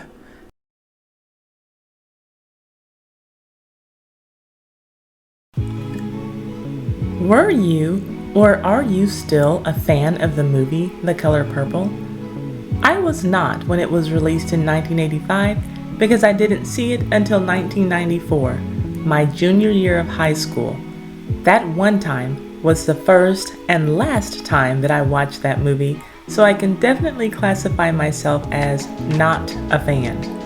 But that doesn't mean that I can't look up the credits to see who acted in the movie. Oprah Winfrey and Rae Dawn Chong were both actresses in The Color Purple. They got along beautifully on the set of the movie, but sometime after that, things took a turn for the worse between the two women. And apparently, whatever happened between them was serious enough to cause Rae Dawn Chong to blast Oprah in a one-sided beef years later. At least from what we could see publicly, the beef was one-sided. And Rae didn't hold back. She attacked Oprah's weight, attractiveness, and skin tone in a really nasty way in 2013. 28 years after the two women had worked together. This is just weird. Back in 2013, Oprah Winfrey's former The Color Purple co-star Ray Don Chong unloaded on Oprah Winfrey on a radio interview. She claimed that Oprah is a self-centered fat bitch who would have been a field N-word during the slavery era. Ray Don Chong, mixed-race actress whose mother is at least partly black, appeared on Maddie P's Radio Happy Hour and talked about how her personal relationship with Oprah went from really good to really bad back in the 1980s. Ray said that Oprah was lovely to her on the set of The Color Purple back in 1985, but when Ray moved on to her next movie, Commando, according to Ray, that's when Oprah became a total biatch. In that interview, Ray said, quote, "I starred in Commando, and she just wasn't having me. She's competitive. She didn't like me. She just wasn't having me." End quote. Whether or not Oprah didn't like Ray is debatable, because I have never heard Oprah, or really anyone in the entertainment industry, speak on Ray Don Chong. Probably because she hasn't been relevant since 1985. Not to mention the fact that Oprah invited Ray Don Chong to her platform, and by her I mean Oprah because Ray Don Chong did not have a platform of her own. Anyway, she invited Ray Don Chong to her platform for the 25th anniversary of the release of The Color Purple. That was in 2010. But anyway, it is clear that Ray does not like Oprah, because she went on for several minutes of the interview ranting on and on about how much she hates Oprah Winfrey and stooped so low she even took shots at her appearance and invoked slave imagery. Just super cheap shots, totally low blows. One of her quotes, "If you look at the way Oprah looks, she looks like 60 years ago she would have been a housekeeper, luckily. She would not have been a house N-word, she would have been a field N-word." Ray continued the attack for several minutes. Among her other super cheap shots, "She's so enormously insecure. If you want to distill Oprah Winfrey down to like her most basic components, she wants to be beautiful." Also, she said, "Imagine being Oprah. She has all of the world, all of the power in the world, and she only wants something that is only chemical, purely impossible." And finally she said, "The one thing that's really great about Oprah that you can't take away from her is that she's a great brown noser." Ray concluded the interview with a compliment wrapped in yet another pitiful attack. She said, "No matter how vile she is, you kinda gotta go, 'Hello, hats off, like, you've done an amazing thing. You have actually shifted the DNA of the universe. She shifted the DNA in terms of our thinking of a woman of a certain size and a certain shade." You guys, that is what Ray Don Chong had to say about Oprah Winfrey. You don't have to completely take my word for it. Listen to a couple of clips for yourself. Let's talk about how Oprah treated you like crap instead of The Color Purple. What? That's what I heard. I heard Oprah was a diva, and she treated you like crap on the set of The Color Purple. She didn't treat me like crap at all. She was lovely. It was after when I did Commando and I was starring with Maria Shriver's husband in a movie. That's when she was a total biatch. She invited me to come to the show. She invited me to come to her show when I starred in Commando, and she just wasn't having me. She's competitive. She didn't like me, and she was just not having me. And they put me in a really hotel, and then my son got sick. And at the end of the day, it was just a nightmare. And I ended up being backstage, and she never called me on stage. And it was like, you know what, you bitch. So Oprah's one of those people. You know what? Tell shock to the world. Oprah's all about Oprah. All I can say is she is amazing. I respect her. I think she's done great things for women of color, women of a certain size. I think she's just an icon. But does it mean she's a good person? On a scale of 1 to 10, on look-wise, where do you rate Oprah? I think she's like a 4. The thing that's really great about Oprah that you can't take away from her is that she's a great brown noser. She knows she'll go into, if you were in a room with her, she will pick the most powerful person and she'll become best friends with them. When we worked with her, the one thing about Oprah, she was that fat chick that was the cheerleader or the wannabe cheerleader in school, that was the student council president, that was the best friends with the principal, that was the volunteer nurse, the volunteer. She was that fat chick in school that like did everything and everybody loved her. That's Oprah. Wow. Love me, love me, love me. A woman of a certain size. Yeah, but the thing is like, I have to respect her. You got to respect her no matter how vile she is, ultimately, because she's all about Oprah and she's boring. But aside from that, you got to kind of go, hello, hats off. Like, you've done an amazing thing. You have actually shifted the DNA of the universe in terms of thinking of power structure. She took a woman, if you looked at the way she looks like in 60 years ago, she would have been a housekeeper, luckily. She would not have been a house nigger. She would have been a field nigger. Let's be really raw here. So the fact that Oprah Winfrey has done what she's done, but seriously, she could have got a job working for Claudine. So we have to give her props. Like, no matter how much, like, my personal vibe with her, I got to stop and say, this woman is a miracle, and I respect her, and I say kudos to you, and I don't give 2 cents about the other parts of it, because she shifted the DNA in terms of our thinking of a woman of a certain size and a certain shade. In response to the backlash that she got after this became a bit of a story, Rae Dawn Chong released a response video saying that she meant the N-word as a compliment. And just another little tidbit, Rae Dawn Chong's father had her back and defended Rae's attacks as compliments. That would be her pot-smoking dad, Tommy Chong of Cheech and Chong fame. Before I go any further, let me know if you agree with Rae Dawn Chong or if you think that she got into her dad's stash before she got on that radio interview. Maybe 1985 was a different story, but these days, don't these ladies look pretty even in the attractiveness category? Oprah might even have an edge on Rae Dawn Chong at this point. I feel as though Rae has a major chip on her shoulder and she feels entitled to success because she thinks that she is beautiful. I don't like defending people I don't like, and to be honest, I am not a fan of Oprah.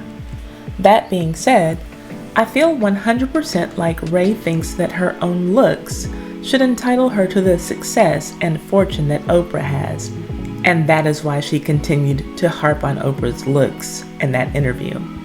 When I looked at Rae Dawn Chong's IMDb profile, it appeared that Commando was the biggest film in which she ever starred, and that her career took a massive dive down from there.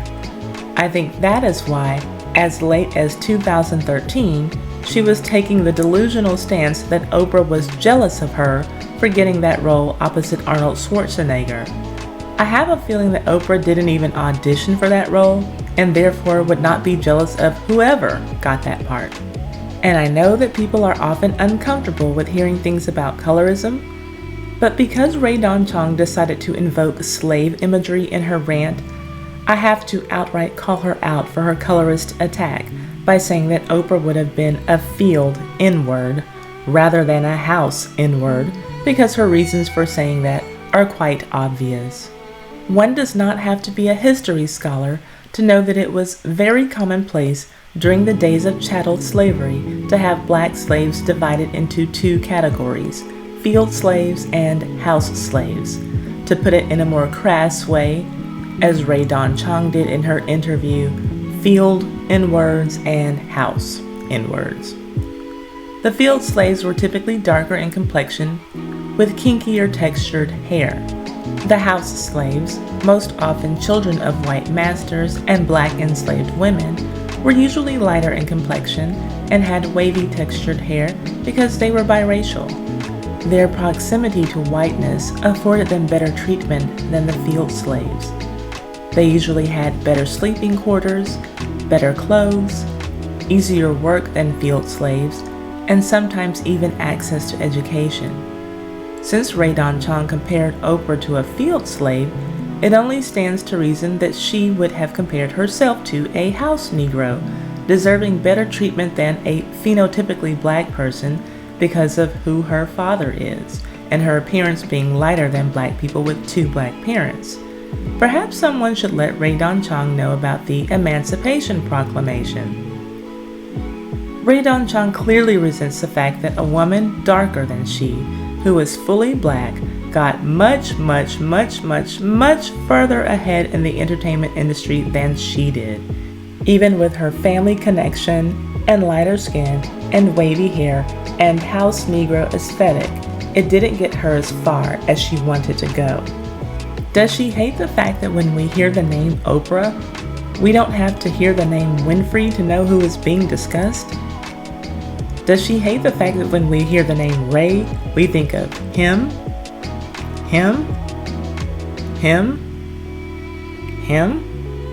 or even him, and not her? Anyway, one glance at their IMDb filmographies tells me and anyone with two working eyes that professionally, Ray Don Chong simply cannot stack up to Oprah Winfrey, thus making her attacks appear to be quite pitiful.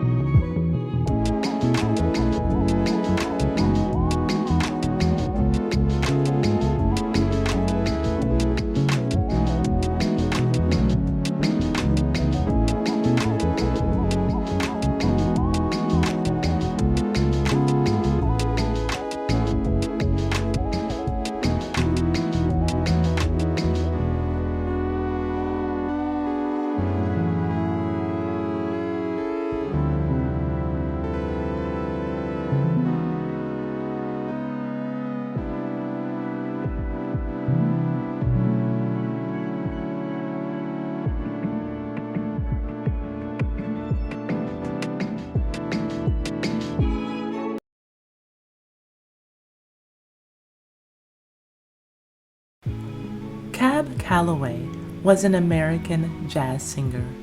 He was a band leader, a dancer, and an actor. He is one of the biggest names of the Harlem Renaissance era, and like many of his Harlem Renaissance contemporaries, his name is widely associated with the Cotton Club. But the Cotton Club is only correctly associated with the early days of his entertainment career. Cab Calloway is a man who had a music career that lasted for more than 6 decades. He was an innovator. We're talking about a man who wrote his own Hipster's Dictionary that was released in 1938. A quick study of his dance moves lets you see that without Cab Calloway, there would have been no James Brown, or Michael Jackson, or Prince. Without his hipster influence, there could be no hip-hop. A true original. Cab Calloway was and is legendary. But let's take this back to the Cotton Club. We talked about Duke Ellington and how he and his band were the featured band there in the late 1920s. Well, after Duke's band gained notoriety, they left the Cotton Club so that they could go on tour and Duke could film a movie. So, starting in 1930, Cab Calloway and his band were hired to replace him. In a short amount of time, his band became the Cotton Club House Band. These two men have a lot in common. They had similar career paths in the entertainment industry during the Harlem Renaissance era, and both were very famous. They collaborated with a lot of the same people. They even share a very similar phenotype. So I guess that I shouldn't have been too surprised to see a few comments on my Duke Ellington video from people who wanted me to know that Duke Ellington was also Janet Du Bois's father. Let's be clear on that. He wasn't. Janet Du Bois, or Dubois if you prefer to use the French pronunciation, aka Willona from Good Times, her father is Cab Calloway. That is a story that was first uploaded by one of my YouTube mentors, Layla Lynn. In case you haven't seen that video, I'll post a link to it in the description box. Now, back to Cab Calloway and Duke Ellington. All of the similarities that I mentioned that they have, those are correct. But today, the focus is about one of their differences as band leaders at the Cotton Club. The Cotton Club's motto describing their chorus girls was tall, tan, and terrific. Not only was it their motto, it was their policy. The Cotton Club women dancers were required to be at least 5 feet tall, at most 21 years old, and at their darkest, paper bag brown. They were required to have light skin. The closer to white, the better. You might ask, what does any of that have to do with Duke Ellington or Cab Calloway? The answer is, Duke Ellington never fought or questioned the skin tone policy. Cab Calloway questioned it, fought it, and won. Let's get into it. The Cotton Club opened in 1923.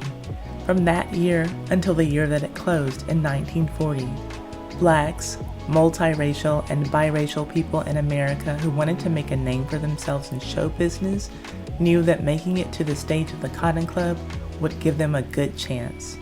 Duke Ellington made a name for himself at the Cotton Club. When his name got so big that it was time for him and his orchestra to tour the nation and then the world, Cab Calloway was hired at first on a temporary basis, but ultimately to fill his shoes full-time. Surely this would have been a smooth transition for everyone involved. Prior to being hired on at the Cotton Club, Cab Calloway was the band leader at another swanky nightclub in Harlem, the Savoy Ballroom. The Savoy had a lot of things in common with the Cotton Club, but none of the other clubs' names at that time carried the weight and prestige that the Cotton Club did. Nevertheless, people went to both clubs to drink alcohol, listen to great music, dance, and see shows. Cab Calloway knew how to give an audience great music and a really great show, so this could have been a very smooth transition for him. The owner of the Cotton Club, Oni Madden, just needed to give his high-earning, predominantly white audience a show that was as good as they were getting before. Cab Calloway could certainly do that. Most people who know the genre say that Cab Calloway was a much more entertaining showman than Duke Ellington was. So, smooth transition, right?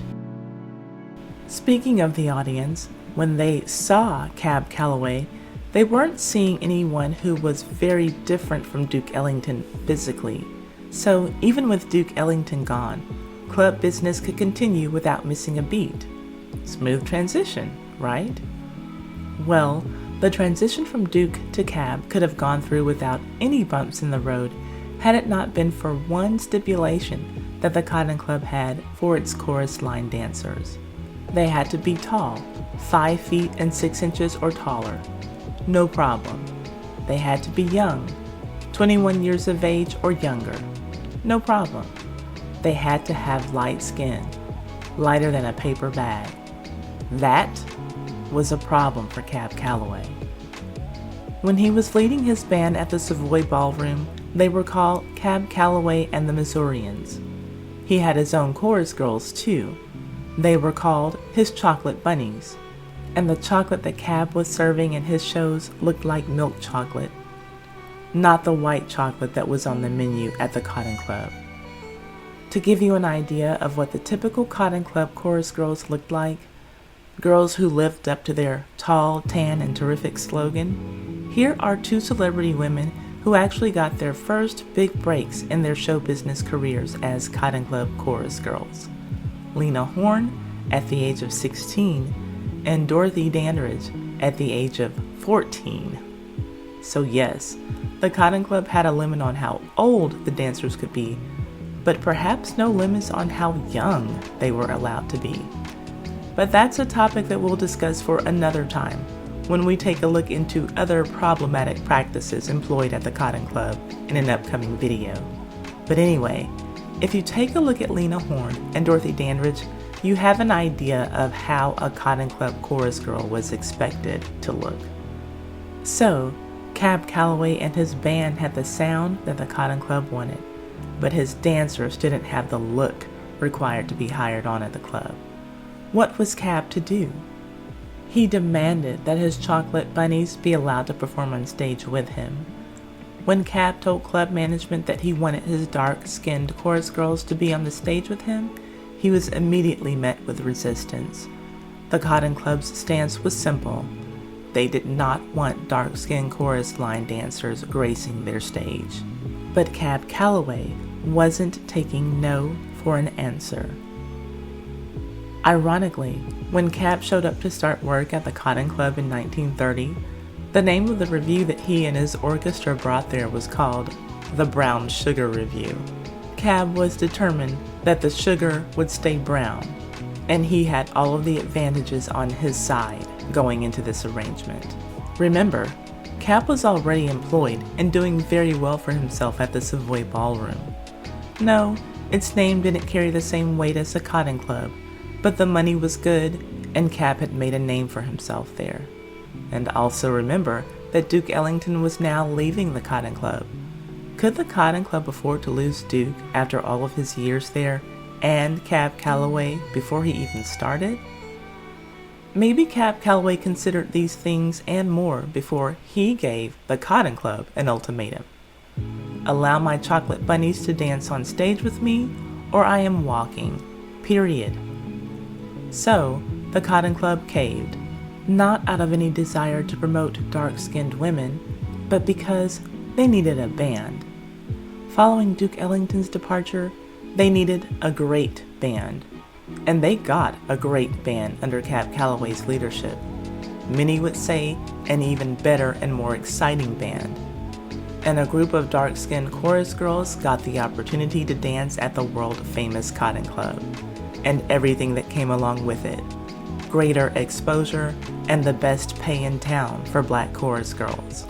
The women who performed at the world-famous Apollo Theater in Harlem only earned a fraction of what the Cotton Club dancers earned. But the Cotton Club still made clear just what they preferred to see their chorus girls look like. Take a look at this menu that is part of a program from Cab Calloway's tenure at the Cotton Club. I don't know how well this will show up on screen, but on the wine list page there is a section for cocktails. In that section is a cocktail called Tall, Tan, and Terrific, a clear nod to the tan chorus dancers of Duke Ellington's days at the Cotton Club. Anyway, Cab's chocolate bunnies stayed with him at the Cotton Club for his entire residence. When the Cotton Club closed its doors for good in 1940, Cab Calloway moved his orchestra to Club Zanzibar, where they made some of their finest live recordings. Now, before anyone takes things too far, because I can already see the comments coming. If Cab is Wallona's father, and he wanted dark-skinned women on stage with him, Cab loved him some chocolate. Blah, blah, blah. I can only say this. I think that it is commendable that he took a firm stance against the Cotton Club ownership and management to say, you're not going to discriminate against my dark-skinned dancers. They have the talent, let them dance, and pay them. And clearly he had at least one romance with a woman darker than himself in order to have Janet Du Bois as his daughter. But when it came to marriage and creating the children who he publicly claimed for his whole life, he married a woman who looked more like himself. I'm not saying whether any of his actions in that are right or wrong. I'm just giving as much of the full picture that I have, because I know the types of comments that are often in the comment sections of my videos. But let me know, do you see Cab Calloway as a hero for speaking up for his chorus girls with dark complexions? Or was he just doing what he should have done, and other men in his era should have been doing? Let me know in the comments section. Let's get a discussion going.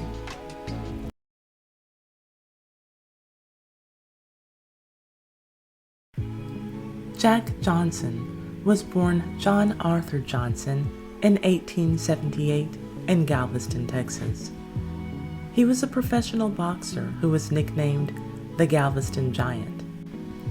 At the height of the Jim Crow era, he became the first Black American world heavyweight boxing champion. While in his adolescence, instead of attending school, he went to work to help support his family. He took a number of various odd jobs, Eventually, he vagabonded to Dallas to find work and apprenticed to a man who painted carriages. The shop owner, Walter Lewis, introduced Jack Johnson to boxing, and there was no turning back. He was good at beating his opponents, and unfortunately, he was good at beating women too. We'll get there. When Jack Johnson became the world heavyweight boxing champion in 1908, the day after Christmas, he accomplished a feat that a black man never had. But, to be fair and honest, 6 years before Jack Johnson won his title, another black man had already won a world boxing title. That man was Joe Gans.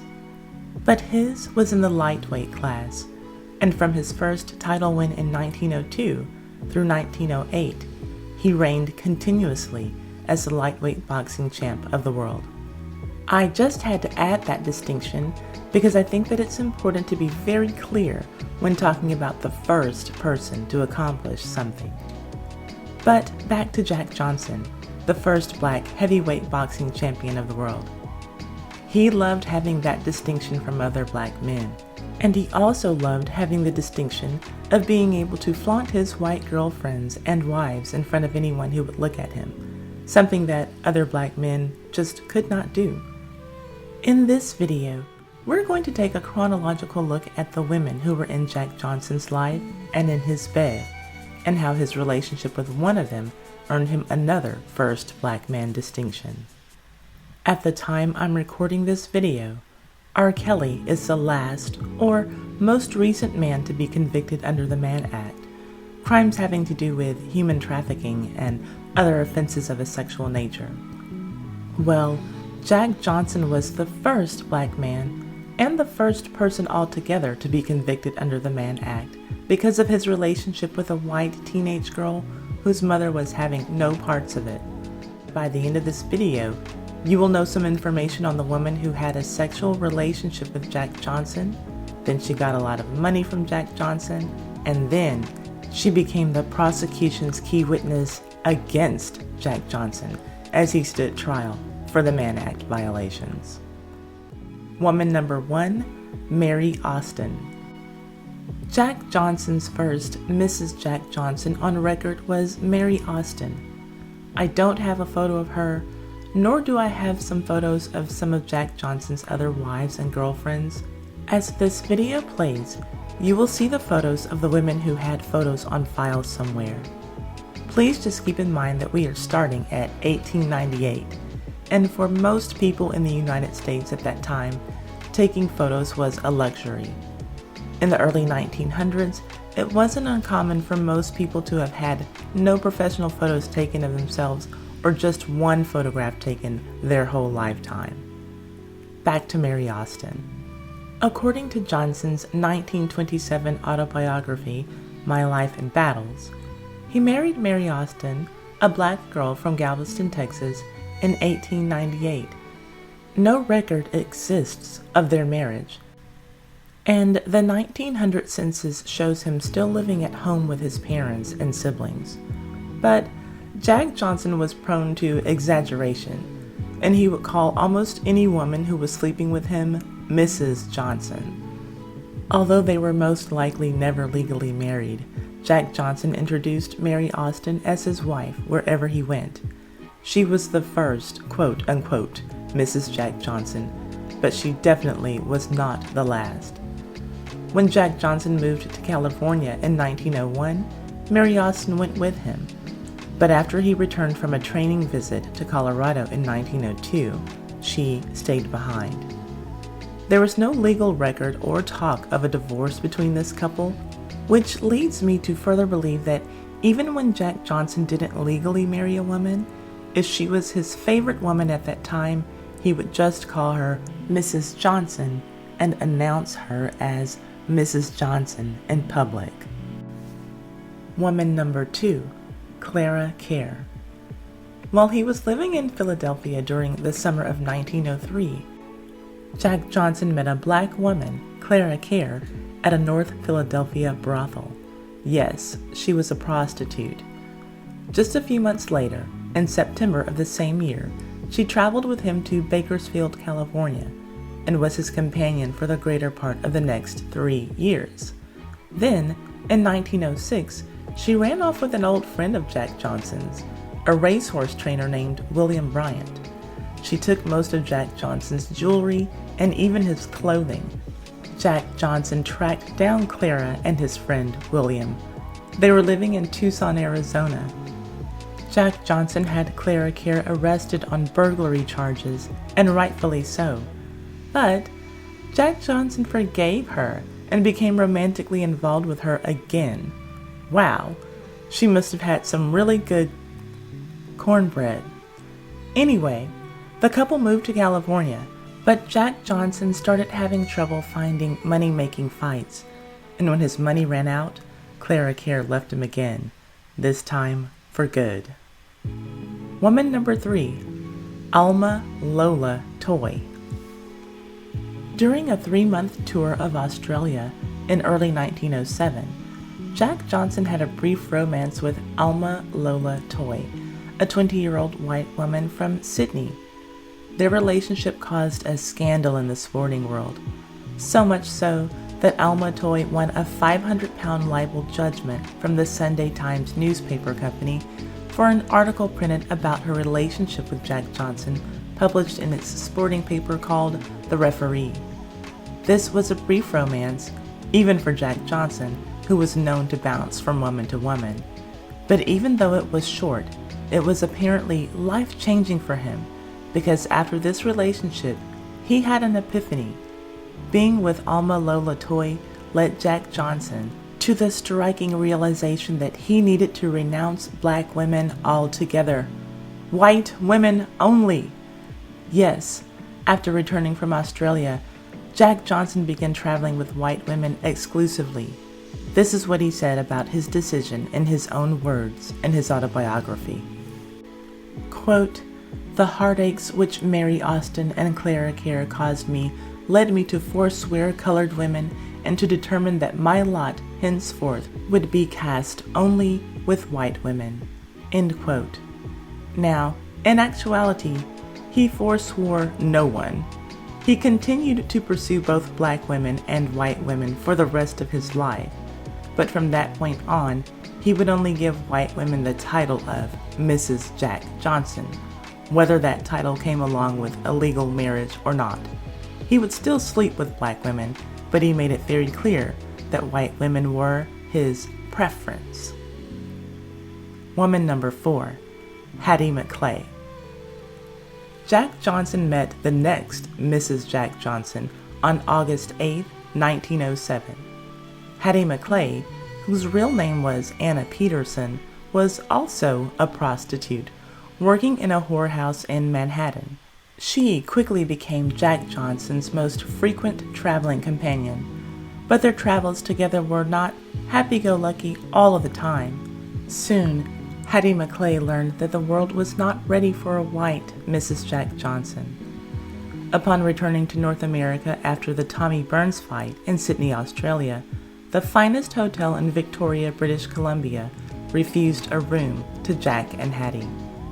And Jack Johnson's hometown of Galveston, Texas, canceled a homecoming parade that was planned for Jack after it was made known that he was traveling back home with a white woman. Hattie McClay ended up losing her Mrs. Jack Johnson title to his next 2 women. I say the next 2 women because she continued to be his second choice to his next girlfriend and his first official wife.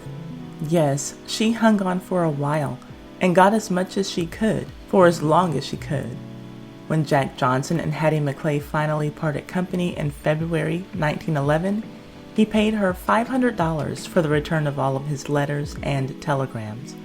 And that $500 in 1911 had the same buying power as $14,000 does today in 2021. Woman number 5, Belle Schreiber.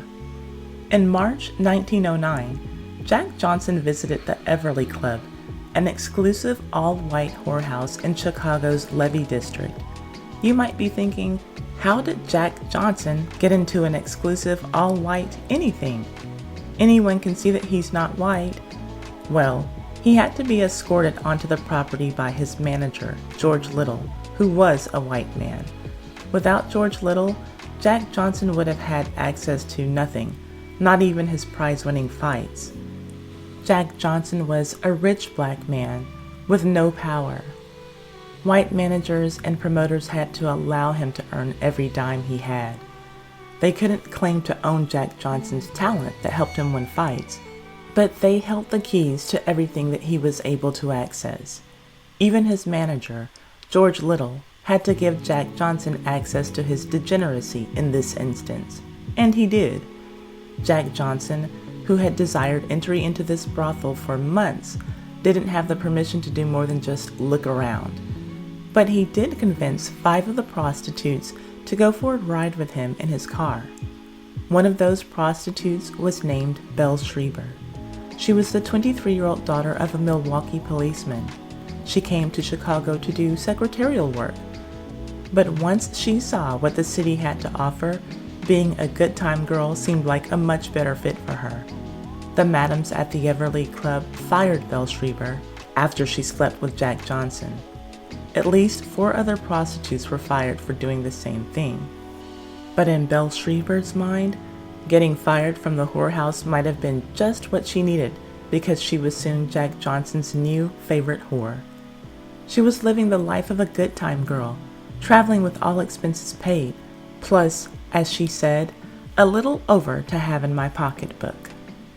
But after Jack's next favorite entered into the picture in the fall of 1909, Belle Schreiber was soon relegated to second-tier status. What a short run she had as his favorite. Not even a full year. Belle left Jack twice after he became physically violent with her on 2 separate occasions. After Jack Johnson left her, she had trouble finding other work, even as a prostitute. Madams fired her or even refused to hire her in the first place because she had degraded and tarnished herself by sleeping with a black man.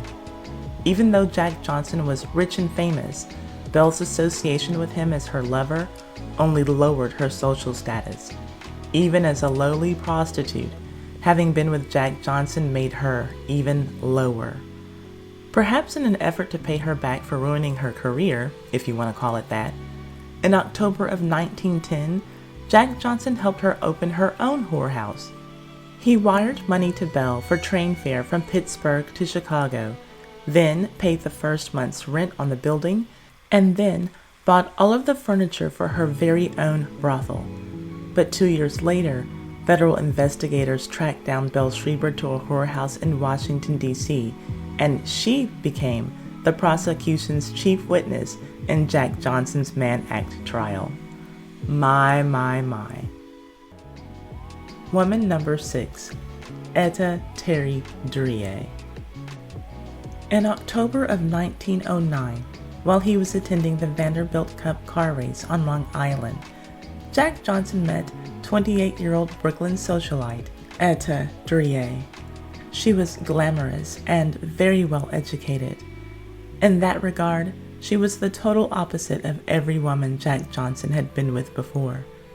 She was also prone to depression. 2 years before meeting Jack, she had separated from her husband, Clarence Duryea, a millionaire of New York who was the first manufacturer of gasoline-powered cars in the United States. When she was ready to start dating again, Etta Duryea settled on being with Jack Johnson, and she quickly became his new favorite woman, as well as a laughingstock of high society. Belle Schreiber and Hattie McClay resented her, afraid that they would soon lose their places in Jack's life. Yes, when Etta started seeing Jack Johnson, Belle and Hattie were both still sexually involved with him too. You can recall from part 1, Hattie McClay was woman number 4 for Jack Johnson. She stayed around to play second fiddle to his woman number 5, Belle Schreiber, and this woman number 6, Etta Duryea. Hattie, woman number 4, didn't stop seeing Jack for good until February 1911. So yes, there's a lot of overlapping in these relationships in case you were trying to keep the dates straight.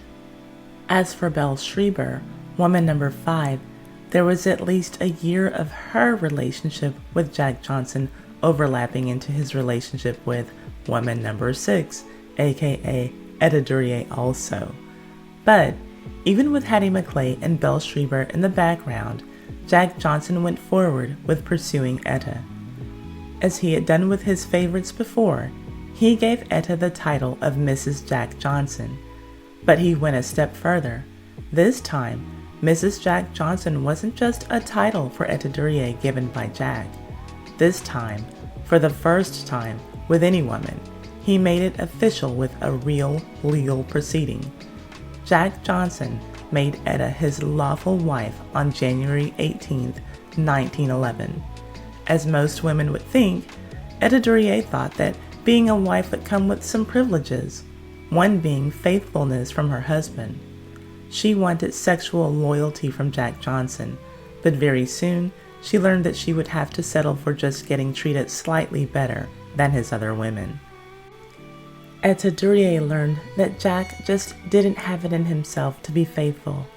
She couldn't bear the constant infidelity and abusive behavior from him, nor the reactions that she received from the general public and her family and friends about being with him. Everyone thought that she was crazy for being with a black man.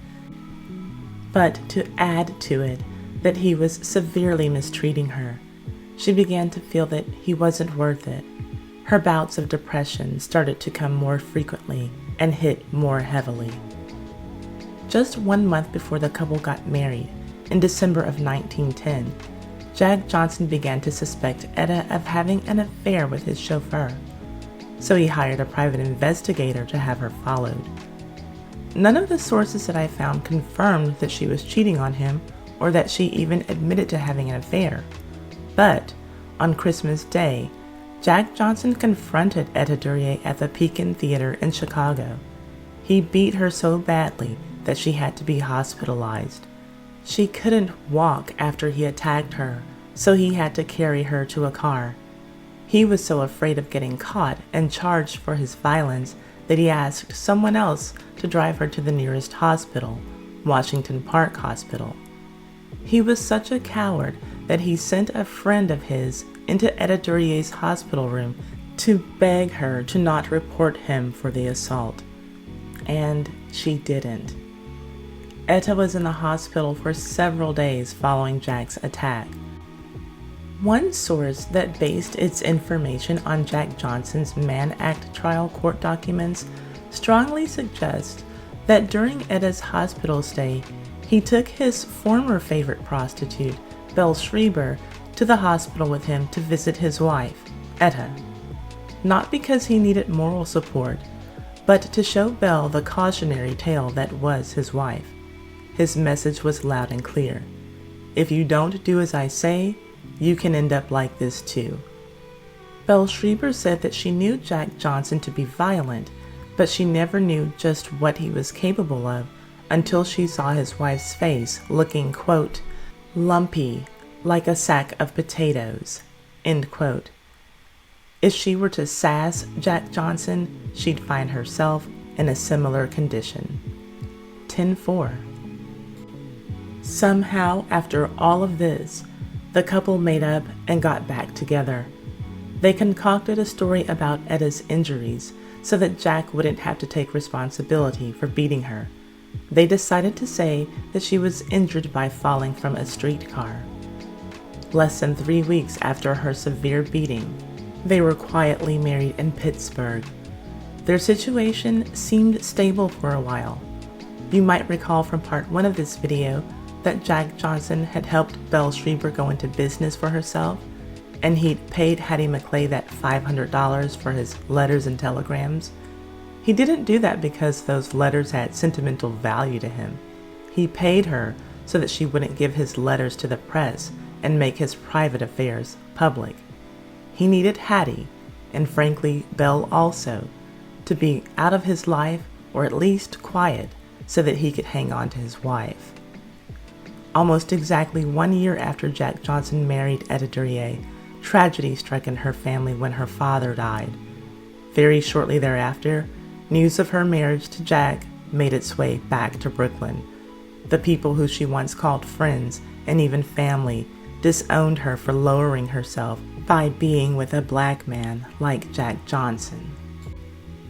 Her circle of New York City socialites didn't understand how she could have gone from being the wife of a respected white millionaire to being one of many women for a black man who was ridiculed in newspapers across the nation. Headlines called him a demon, a black animal, carefree as a plantation darky in watermelon times, and a Texas watermelon pickaninny. Many sports writers called him names that were even worse than that. But this was her husband, and the people who she thought loved her deserted her for that fact. Her depression deepened even further over the following months, and she attempted ending her life twice. On September 11th, Jack tried to send her on a vacation to Las Vegas with a friend. It was supposed to be a bit of a mental health break and a time for her to relax and reset. But at the last minute, she said that she wasn't feeling well enough to go. Jack ran to the train station to change the tickets and returned to his nightclub, the Café de Champion, to find Etta Durier dying of a self-inflicted gunshot wound in their upstairs apartment. One source says that her final written words were, quote, "I am a white woman, and all my misery comes from marrying a black man. Even black people despise me. I intend to end it all." End quote. Woman number 7, Lucille Cameron. They said, "You can't turn a whore into a housewife." Jack Johnson said, "I'm going to give it my best try." In the summer of 1912, Jack Johnson met Lucille Cameron, an 18-year-old prostitute from Milwaukee, when she visited his Café de Champion with a friend. He was sexually involved with her almost as soon as he met her. Keep in mind the timeline. Etta Durier, his first wife, took her life in September of 1912, and he met and started a relationship with Lucille Cameron in the summer of 1912. So, just a couple of months before his wife ended her life, he was already seeing this woman. It kind of makes you wonder if the Las Vegas vacation that he had planned for his wife wasn't really to give her a mental break, but just to give him some time alone with his new favorite whore. Nevertheless, in order to cover up his relationship with her, Jack hired Lucille as his secretary. But only 2 weeks after Etta Durier's death, Lucille Cameron was going out in public on Jack Johnson's arm. In October, keep in mind this is literally the next month after his wife died, Lucille Cameron's mother went to the police and charged Jack Johnson with kidnapping her daughter. She told the press, quote, "Jack Johnson has hypnotic powers and he has exercised them on my little girl. I would rather see my daughter spend the rest of her life in an insane asylum than see her the plaything of a nigger." End quote. Days later, on October 18th, Jack Johnson was arrested for violating the Mann Act, but Lucille Cameron refused to cooperate with authorities and the case fell apart. Less than a month later, Jack Johnson was arrested again on Mann Act charges. It is important to explain here that the Mann Act in 1912 wasn't exactly the same as it is today in 2021. Back then, it was the White Slave Traffic Act. It prohibited white slavery and the interstate transport of females for immoral purposes. So basically, Jack Johnson was arrested for driving prostitutes from one state to the next and having sex with them. On December 4th, less than 3 months after Durier took her life, Jack Johnson and Lucille Cameron were married, and the public was outraged. After his Mann Act conviction in June of 1913, Jack skipped bail. He ran away to Montreal, arriving on June 25th, where Lucille was waiting for him. For the next 7 years, they lived in exile, globe-trotting to Europe, South America, and Mexico until he surrendered to authorities on July 20th, 1920. When Jack Johnson was released from the federal prison at Leavenworth, Kansas on July 9, 1920, Lucille was waiting for him. 4 years later, she filed for divorce on the uncontested charge of infidelity. No surprises there. Woman number 8, Irene Pinot. The autumn after his divorce from Lucille Cameron was finalized, Jack Johnson met two middle-aged women, Irene Pinot and Helen Matthews, at a racetrack in Aurora, Illinois. The following February, Irene divorced her husband, and she and her friend Helen Matthews both began seeing Jack Johnson together. As Irene spoke about this too-close-for-comfort threesome in her own words, quote, "Miss Matthews and I became quite friendly with Mr. Johnson, and our friendship progressed rapidly until it became an issue as to which one of us he liked best. It so happened that I was the favorite one." End quote. So much for girl code. Irene Pinot emerged as Jack Johnson's favorite, ending the threesome with her friend and her man. Jack walked down the aisle one last time when the two were married in Waukegan, Illinois in August of 1925. Irene was Jack Johnson's wife until death parted them. In June of 1946, Jack was speeding and caused an automobile accident that killed him. Irene handled his final arrangements. She buried him in Chicago in a grave next to his first wife, Etta Drie. I can only imagine that made Etta turn over in her grave or want to rise from the dead and ask the manager at the cemetery to move her gravesite or his. Maybe that's just me. What are your thoughts? How do you think Etta Drie would have felt about being buried next to her physically abusive, cheating husband? Please comment below. I'd love to see what you all think. Take notice of how differently their headstones are worded. She is to be remembered as his wife, someone who belonged to him. He is remembered for his career, not as her loving husband. Just an observation. Now, those are all of the wives and girlfriends who Jack Johnson had on public record, but it's worth mentioning that during one period while Jack Johnson was living in Philadelphia, there were supposedly 5 women claiming to be Mrs. Jack Johnson at the same time. But to be clear, the only 3 legal marriages he had are the ones mentioned in this video. As for Jack Johnson's conviction under the Mann Act, President Donald Trump granted him a pardon posthumously in 2018. That is something that is dripping with irony on so many levels. Perhaps Trump saw a kindred spirit in Jack Johnson. Let's be clear, Jack Johnson was an important figure to black people, but black people were never important to him. And I'm not talking about his dating preferences or being with white women. He was free to date and marry whomever he chose. And frankly, the abuse that he inflicted on his wives shows that he merely saw them as tawdry possessions to flaunt in order to build up his own ego. When I say that black people were not important to Jack Johnson, I'm talking about the other aspects of his life. For example, he was never even known to help out his fellow black boxers of his day. He didn't give them any fights.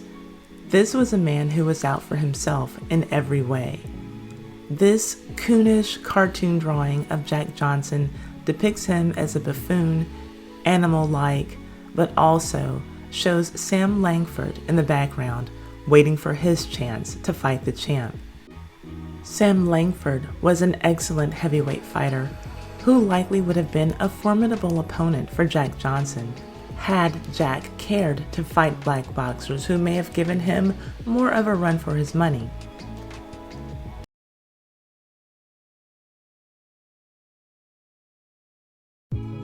For many people, if they listed words that they associated with the Reverend Dr. Martin Luther King Jr., the word sacrifice would be one of those words. As a civil rights leader, some would say that he made the ultimate sacrifice on April 4th, 1968, when he was assassinated. According to his friends who knew him in seminary school, he sacrificed the love of his life to be the man his family wanted him to be, and the man that the civil rights movement needed. But if he'd had his own choice to make his own decisions and be his own man, his lady, most likely, would have been a white one. This one, Betty Mowatz. During the 1960s, Dr. Martin Luther King was already well known for what most people remember him as being, a leader in the civil rights movement. And often, when we know a person to be something, we can have a tendency to think that that's what he or she always was. Well, obviously, Dr. King wasn't born wearing a three-piece suit and giving emotionally stirring speeches. At one point, he was a child. Then he was a young man before he became the civil rights icon we know of today. And it was in his young man phase that he did what many of us did when we were young adults. Tested boundaries. Many of us, when in our late teens and early 20s, were in college, and for the first time, away from the watchful eyes of our parents every day. And with that distance comes the freedom to find ourselves and to be ourselves. And that's just what Martin Luther King was doing when he was a seminary student attending Crozer Theological Seminary. And let his friends tell it, a big part of who he found himself to be was centered in a romance with Betty Mowatz, a young white woman who was an art student and cafeteria worker. Their love affair started in 1949, and even though Martin's school wasn't in his native Atlanta or anywhere else in the South, where racial segregation was more apparent than in northern parts of the country, his friends warned him to end his relationship with Betty. Chester, Pennsylvania, was not extremely segregated like the South. Public places like schools, stores, and restaurants were common places to see black people and white people together. Together but separate, that is, black couples and white couples, together in the same spaces. However, interracial couples would have been an unsettling thing for people to see, even in his liberal college town. For romantic relationships, there was still a line drawn for blacks and whites. But Martin didn't care about any of that. He just wanted to be with Betty, anywhere and everywhere. Martin's father understood the nuances of the integrated North, and because of that, he disapproved of King's relationship with his white girlfriend. But he objected for other reasons too. One, King was being groomed to pastor a church and lead the budding civil rights movement. His father knew that a Martin Luther King Jr. who had a white wife would not be received well by his church or the press or the movement, which would have seen King's interracial relationship as hypocritical at best. The other reasons that King's father would disapprove of Betty was that she, even though white, was below Martin's station or social status. Martin was being groomed for something great, and a cafeteria worker simply had no place in the picture.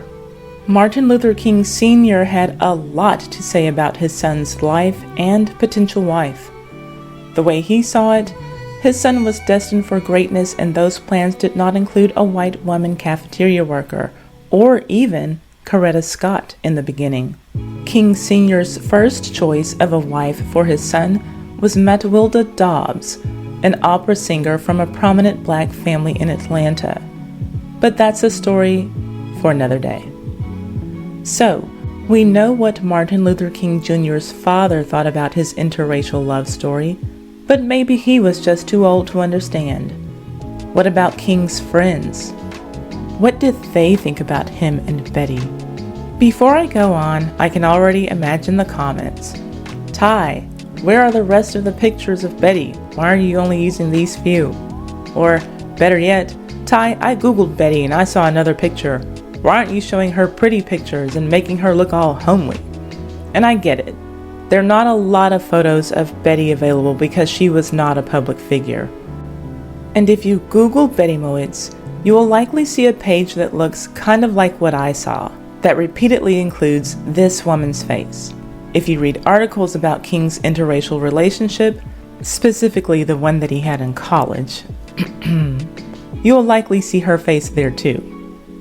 Well, just to set the record straight, for the sake of this woman's legacy and her family, her name is Betty Moritz, not Moitz. According to her memorial page, the love of her life was a doctor and a junior, but not Dr. Martin Luther King Jr. Her husband was Dr. Edward Moritz Jr. So I promise, I'm not trying to show King's white girlfriend in a bad light. She really looked the way she looked. Now, back to King's friends.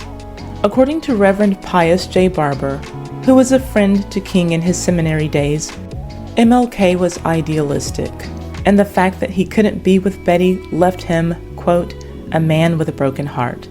And just how did King get over his broken heart? As claimed by Reverend Barber, quote, he never recovered, end quote. King went to an older married friend named Horace Whitaker for advice about his relationship. Here's what he said about it, quote, they were very serious, although he was young. I'm not saying he wasn't mature enough for that kind of experience, but I remember talking to him about that kind of marital situation, and we had talked about it from the standpoint that if he intended going back to the South and pastoring at a local church, that might not be an acceptable kind of relationship in a Black Baptist church, and I think he would be valuing that in light of whether or not it was a workable situation, knowing his own particular sense of call, end quote. Another of King's friends, Marcus Wood, said, quote, King used to go over to their house quite often to see her. I supposed he thought that, here I am out of the South now, and not back home, out in the open, nothing illegal, a free place. Sure, I can go over and talk to this white girl. King was extremely fond of her. He was also rather proud of the fact that he was able to socialize openly with a white girl. End quote. The way that this friend put it, it makes it sound as though King was just as, if not more, infatuated with Betty's whiteness than Betty herself. How do you perceive it? Let me know in the comments section. King was telling his friends that he planned on marrying Betty. To that, Marcus Wood said, they will kill you. They'll hang you up on a pole. The prejudice is too heavy in the South for a black man to marry a white woman. End quote. According to Marcus, King's response to that was, quote, this is where I'm wanted, where I'm needed. I want to tell the Southern man to wake up. It's a new day coming. End quote. Marcus also said that, quote, the more we warned ML that marriage was out of the question, especially if he hoped to become a pastor in the South, the more he refused to break off the potentially controversial relationship, end quote. Records of these conversations are what call into question King's motive for fighting. Was he fighting for the equality of black people, or was he fighting for black men to have access to white women? So, just how did Martin meet this lady who stole his heart? In the kitchen of his college campus where Betty worked, the two struck up a conversation, and a few months later, they were a couple, dating out in the open with serious intentions for each other. Now, as for the details of the relationship between Martin and Betty, I have to credit author Patrick Parr, who really did some amazing in-depth research for his book called The Seminarian, Martin Luther King Jr. Comes of Age. He tracked down Betty after years of searching for her. Here is some of what she told Patrick Parr in their interview.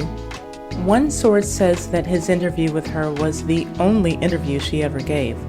I will admit that I saw a write-up in an old newspaper for a BBC broadcast of something called Reputations, Dr. Martin Luther King, that was said to have input from Betty. Perhaps that information was from Parr's interview as well. Either way, Betty's interview with Parr was rare, if not the only one. In it, she said, quote, we were madly, madly in love, the way young people can fall in love. I listened, and he'd just talk and talk. He was wonderful, a joy to be with and listen to. One thing that ML knew at 19 was that he could change the world." End quote. ML. That is what his friends and Betty called Martin Luther King Jr. ML was as public as he could possibly be with his relationship with Betty. He wanted to take her everywhere they could be seen together. She would watch him and his friends play pool and ping pong. Sometimes they would go for drives. Other times they would just sit on a bench and talk and kiss. She said that it never occurred to her that their racial differences might cause a stir in public. She said, quote, "I never noticed. I always had a tan and dark brown hair. We did go out on dates. He was always trying to get me to go with him to restaurants in Chester. I was embarrassed to let him know I had never been to any of those places. In those days, who went to restaurants?" End quote. Good question, especially for college kids without much money. But apparently, any time that King had some extra money, he wanted to use it to take Betty somewhere that they could be seen. Their relationship, like any, started out being light and fun, but eventually, ML became serious about it as his feelings grew for Betty. He tried to figure out how their relationship could progress. To say that that would be difficult was an understatement. Away at school, he could live in a fantasy land that allowed him to believe that he and Betty would get married and live happily ever after. But in reality, he couldn't even tell his family about her. When his close sister, Christine, would visit, he would hide Betty from her, afraid that his sister would tell his mother about Betty. About that, Betty said, quote, "He was worried what she'd think." In the end, we all know the decision that King made, likely with a lot of influence, shall we say, from his father. But oh, if he could have had it his way. King only spoke of Betty once publicly, in the 1964 biography by Lerone Bennett called "What Manner of Man?" And King said, quote, "She liked me, and I found myself liking her. But finally I had to tell her resolutely that my plans for the future did not include marriage to a white woman." End quote. According to King's friends, breaking that news to Betty would have been a hard thing for ML to do. And that makes sense when you think of Betty's words. Remember that she told Patrick Parr, quote, "We were madly, madly in love, the way young people can fall in love." ML and Betty dated from 1949 until 1951. 2 years later, he was married to Coretta Scott. Betty died in 2016 at the age of 89. Do you know who else married a black woman when he really wanted to marry a white woman? Sammy Davis Jr. I published a video about that story that you can see here. I will also leave a link to it in the description box. My sources for this story are The Seminarian, Martin Luther King Jr. Comes of Age by Patrick Parr, mirror.co.uk, salon.com, and the Baltimore Sun Archives, 2018 and 2020. The Talladega Daily Archives, 1962, Jet Magazine Archives, 1964, Press of Atlantic City Archives, 1977, and WKMG News Orlando. The Los Angeles Times, EliteDaily.com, Asata Shakur Blogspot, Extent of Subversion in the New Left, Testimony of Robert J. Toms, Jet Magazine, History.com, Ann Arbor District Library, Ann Arbor Sun, Daily Wire, Sussex County Watchdog, Knowledge Full Circle on WordPress, KMTYW Social Education Communiversity, Fighting for Us, Maulana Karenga, the US Organization, and Black Cultural Nationalism, blackpast.org, Gangster Revolutionary, and The Root. Quite Continental, cabcalloway.cc, PBS, Harlem Holiday, The Cotton Club, 1925 to 1940, a dissertation for a doctoral degree in philosophy by Malcolm Womack, American Dancing, From the Cakewalk to the Moonwalk by Megan Pugh, Casey Studio, and The Baltimore Sun. My Life and Battles by Jack Johnson, PBS, Jack Johnson and the Era of Great White Hopes by Graeme Kent, and The Victorian Historian, The Transatlantic Magazine, Glint Journal, Irish Times, The Big Smoke by Adrian Matejka, The Pittsburgh Courier, and Unforgivable Blackness, The Rise and Fall of Jack Johnson by Jeffrey C. Ward.